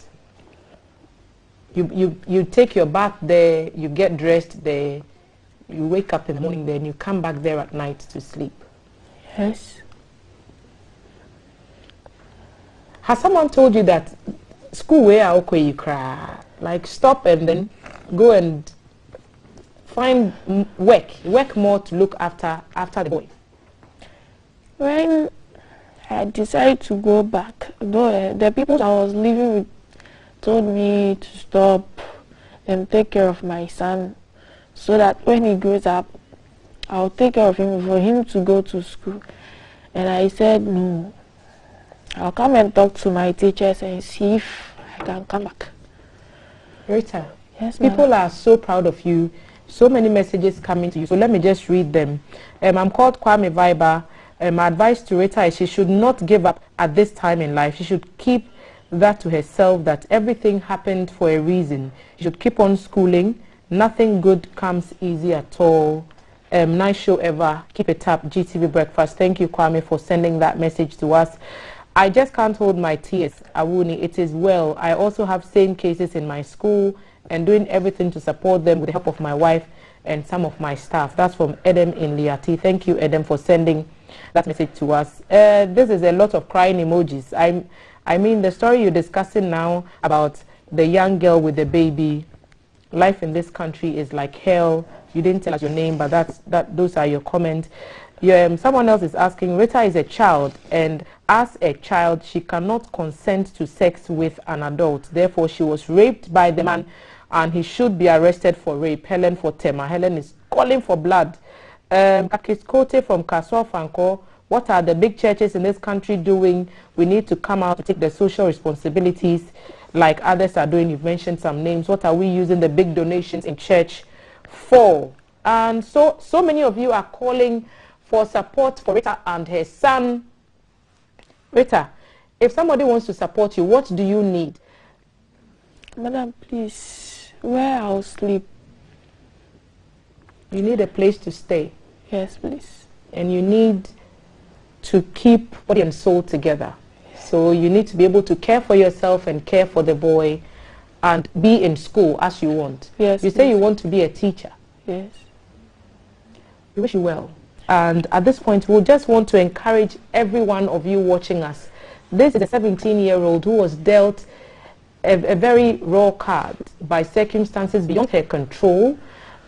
She did what she had to do to survive after she lost her mother at a very young age. Unfortunately, that came with consequences that led her to this point. And so not to glorify her mistakes or to seek to make this into some kind of, good thing, but she's learned from her mistakes and she's telling other girls, don't fall for the lies. Don't fall for the lies. Don't believe them when they tell you that they like you, because when the consequences arrive, you will suffer most for it. So we need help for Rita. We need help for Rita's son, Samson, who is also here with us. We are going to share a number with you very shortly so that you can get in touch and we'll all figure out how we can collectively make that possible. So you know our WhatsApp number, and so you can call that number after the program, send messages to that number, help us to coordinate some help for Rita and Samson, because she's still in school. She's getting ready to write her final exam in Form 3, so the BEC coming up. She sleeps on the streets, on the veranda with her son. You know what temperatures have been like lately, so it's very cold out. At the vagaries of the weather, when it rains, she's there. Sun shines, she's there with that boy at her back, going to school and getting an education. The headmistress has done what she can, and Rita herself has told us that she does give them money from her own pocket, I'm sure, Madam Headmistress, because I doubt there's a budget for miscellaneous for schools that would cater for situations like this. And so we know that you've done a fair bit to help, and you would want the opportunity to do even more. What could the ministry possibly offer in this situation and situations like this to help persons like Rita get a roof over her head and take care of her baby?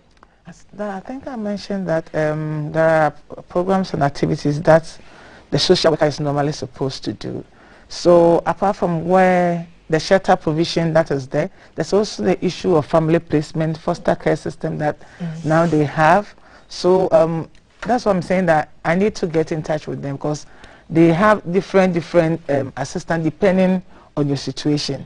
And then we can link her up to the proper one that suits her, because not everybody's situation is unique. So we look for the best avenue to suit her, and then of course coordinate with you now to see what can be gained from the appeal that we just made, to see how we all can plan towards her future and that of the child.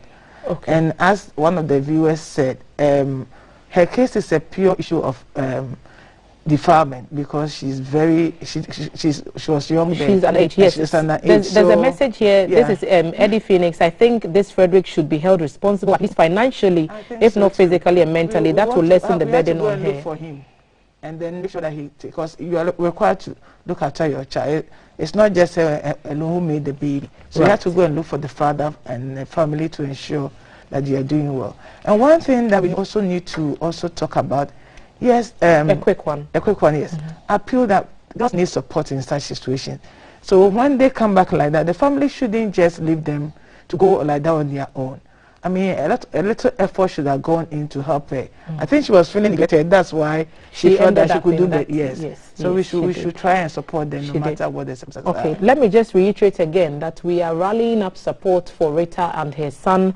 The number is 05555610034. So our WhatsApp number is the same number you need to contact.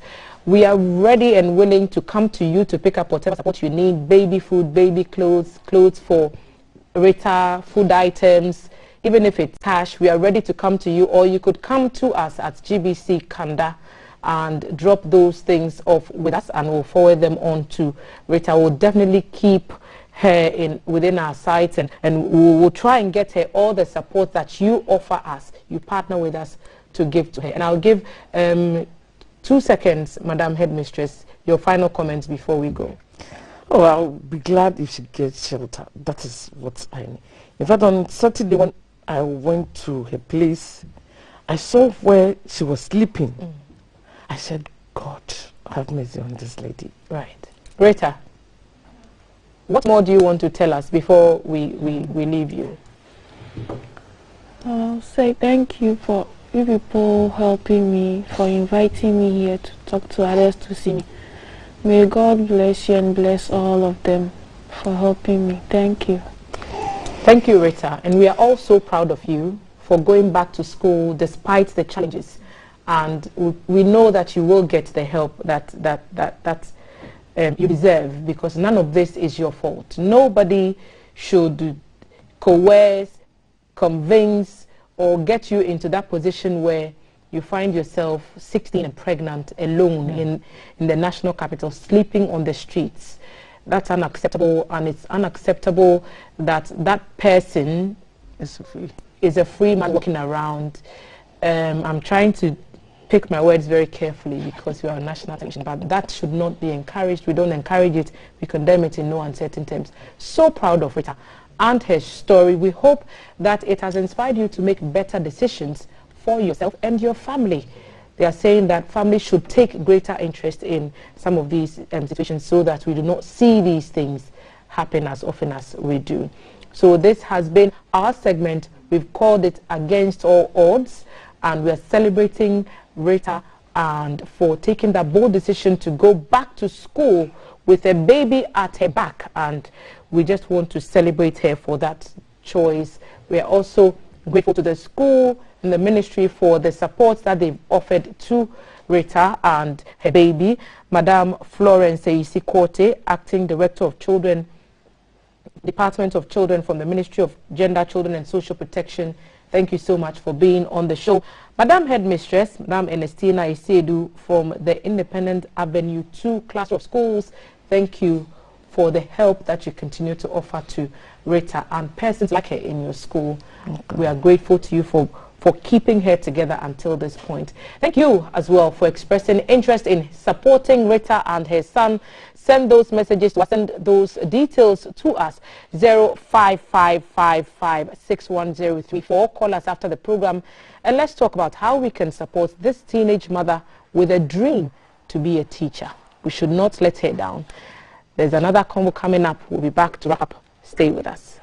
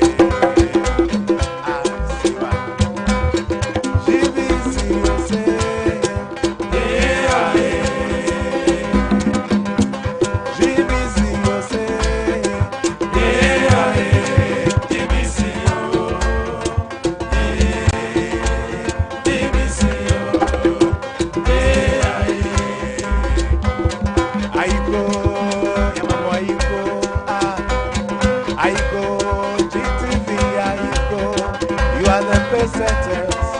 You have blazed the trail. Ayiko, GTV, Ayiko, Pape, Ayiko, GBC, Ayiko, Yoko BMA, Ayiko, GBC, Ayiko. You have set the pace. You have blazed the trail. Ayiko, GBC, Ayiko, Vampire Square, Ayiko, GBC, Ayiko, Yoko BMA, Ayiko, GBC, Ayiko. You have set the pace, you have blazed the trail. Ayiko, GBC, Ayiko, GBC, you say, yeah,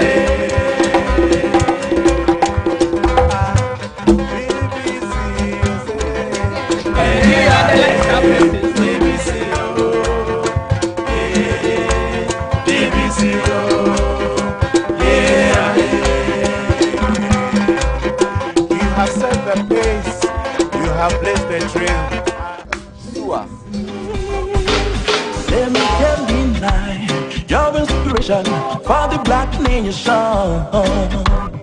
No need to fight, we should unite for the future generation.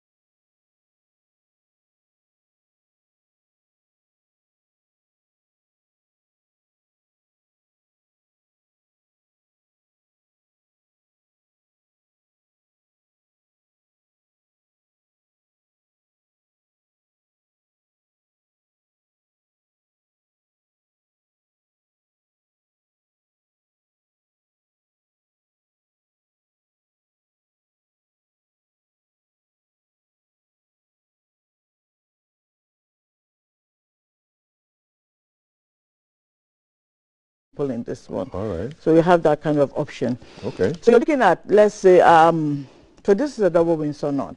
Okay, so if you decide to do half a Windsor on that one, then of course that's a different style. Okay. Now, if you're looking at the American version, which I like the American version. Why? Because really, 5 seconds you're done. Oh.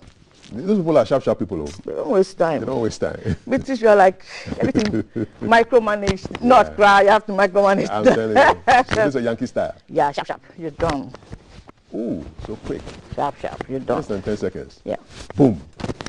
Finish. But it's asymmetrical, it's Yes. not symmetrical. Yeah, it goes that way. But we said that 4-in-the-hand knot ties look better when they are with heavy material. Okay. Because then you have, that bulkiness and it gives you that kind Solidity. of solid look. But with these ones or with the lighter ties, they come out super tiny. Okay. And so that makes your body, if you're quite wide body, sort of makes it look disproportionate, not quite proportionate. So that is also important. And the fact that a double Windsor necktie looks gorgeous on you does not mean it's going to look gorgeous on me. Okay. Because obviously you have the physique, you may have the classic collar shirt to pull off that stuff, and that would be amazing. So these are key things you have to look at, especially with the necktie. These days, there's obviously this trend to make the tie slimmer. But it depends, again, like I said, depending on your outlook and the kind of impression you want to create at the same time. Okay. So your physique and silhouette is important. You need to know how you look. And that is obviously why we have many options for neckties and different types of ties. Okay. You need to look at what would work for your physique, your personality, and where you're going to, and then you dress accordingly so that you fit and not look awkward in a social situation. All right, I love it. Love the tip. So half Windsor, double Windsor, and then 4-in-the-hand. 4-in-the-hand. Now let's talk pocket squares. Yes. Yes. Let's talk pocket squares. Yes. Normally I wear one, but I took it out so that I could see what you could do with pocket squares. Okay, all right. So unfortunately, I was looking for. I thought I have this large pocket square I brought, which I was going to do creative things, but let's make do with this one. Okay. So pocket square, first off, we all know that pocket square should not match with your necktie. I mean, they should be different colors. And for me, I keep on saying that pocket squares are not difficult to tie. These ones are super tiny. I'm not really very comfortable with this, but it's okay. It's what you find when you buy stuff like this. This kind of stuff, you find it a lot. So I decided to bring 2 colors. Okay. Of pocket square. Okay, so this is like wine and this is like brown. And we say generally, as a general rule of thumb, they shouldn't be the same color. It shouldn't be the same color as the tie. Yes. Okay. Together with the tie. So you can have something within the same sphere. And so somebody would ask me that, okay, but often, unfortunately, that is the case. But basically, when I shop for corporate people, I shop for ties separately and I shop for pocket squares separately. I don't buy this combined thing because it's difficult to change because they already come pre-packaged. But then be it as it may, even if it comes pre-packaged, the options you have basically is to buy similar neckties, different colors, and just swap.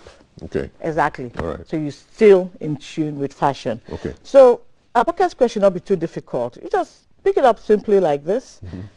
Place it in your finger, even a hanky. Pick it up right in the center. This is it. Just something tiny. Pull it up. Pull it up. Always have a knot at the bottom. When you have a knot at the bottom, this is the final effect on your suit. That's it? That's it. Simple. You don't have to stress yourself. Just like that. Knot it at the bottom. Do it again. Let me see. Press it flat. Pick it right in the center. Just pull it through a hole made by your thumb and your finger.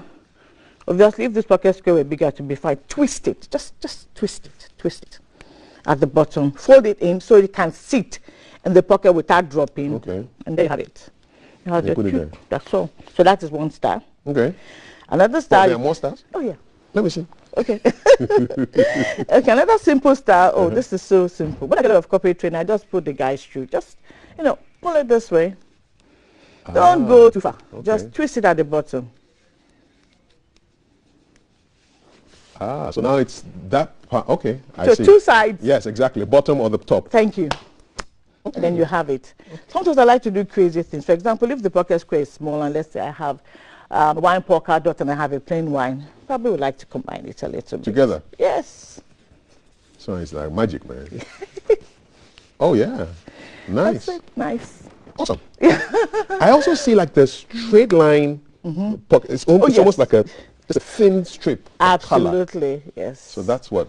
Yes, that is more corporate inclined. Just measure the side, and then the size, and put it up. Fold it, and then make sure that the ends face the right. Okay. This is where your heart is. So the ends should face towards where your heart is. All right. That is it, and you're good to go. And you have a white strip, and that's it. Let me adopt this one. So just put it inside? Yeah. Like that? Yeah. Then make sure it's straight. Okay. Fold it straight. Get that straight. The strip, eh? Yeah. Okay. I need a mirror. You are my mirror now. Okay. So, they look and that's dashing. it? That's it. Okay, so you can have it angular. Okay. You can have it straight up. Okay. So you can decide. So let me show you. Let me just okay. This. Pocket square magic tricks. This is of Emma. So you can have it angular this way in your pocket. Okay. Or you can have it straight up. Okay. So when it's straight up, you just have a tip. Just the tip of it showing. That's what makes it elegant. Nice. As we're wrapping up, what kind of tips can you give men and women who want to use pocket squares and ties creatively? So what I keep on saying is that allow your imagination to flow. Do not be too rigid in terms of colors. Okay. But what I would say is that there should be a sound symphony between either your shirt, your jacket, and your pocket square. That way it doesn't look odd. You can look at combination of colors, but we did the same circle of colors. So like pink, red. Yeah, pink, red, not bad. Okay. But make sure that it matches either with your shirt or your jacket and you're good to go, so it doesn't look odd. Okay. You don't want to where maybe you say wine check colored shirt with, let's say, a gray jacket, and you have an orange pocket square. Thank you so much. Okay, so pink shirt, what kind of pocket square would you put for him? This will work? Wine is perfect. One will work. All right, she's an image management consultant. If you want to go from zero to hero in terms of looking great, you want to be getting in touch with Emma Ado. So how do we find you? Cobadem Image Consultancy. Cobadem. Yes, and you have my number. Can I say my number? Is it okay to say my number? Yes. 020-64-717-65. 020-64-717-65. Okay. So call me for some tips, free tips. No wahala. That's no wahala at all. Thank you so much.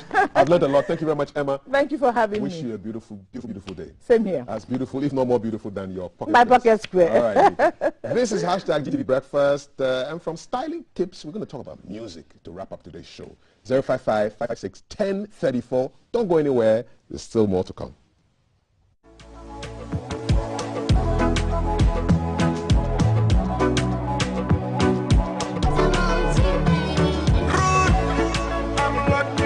What else?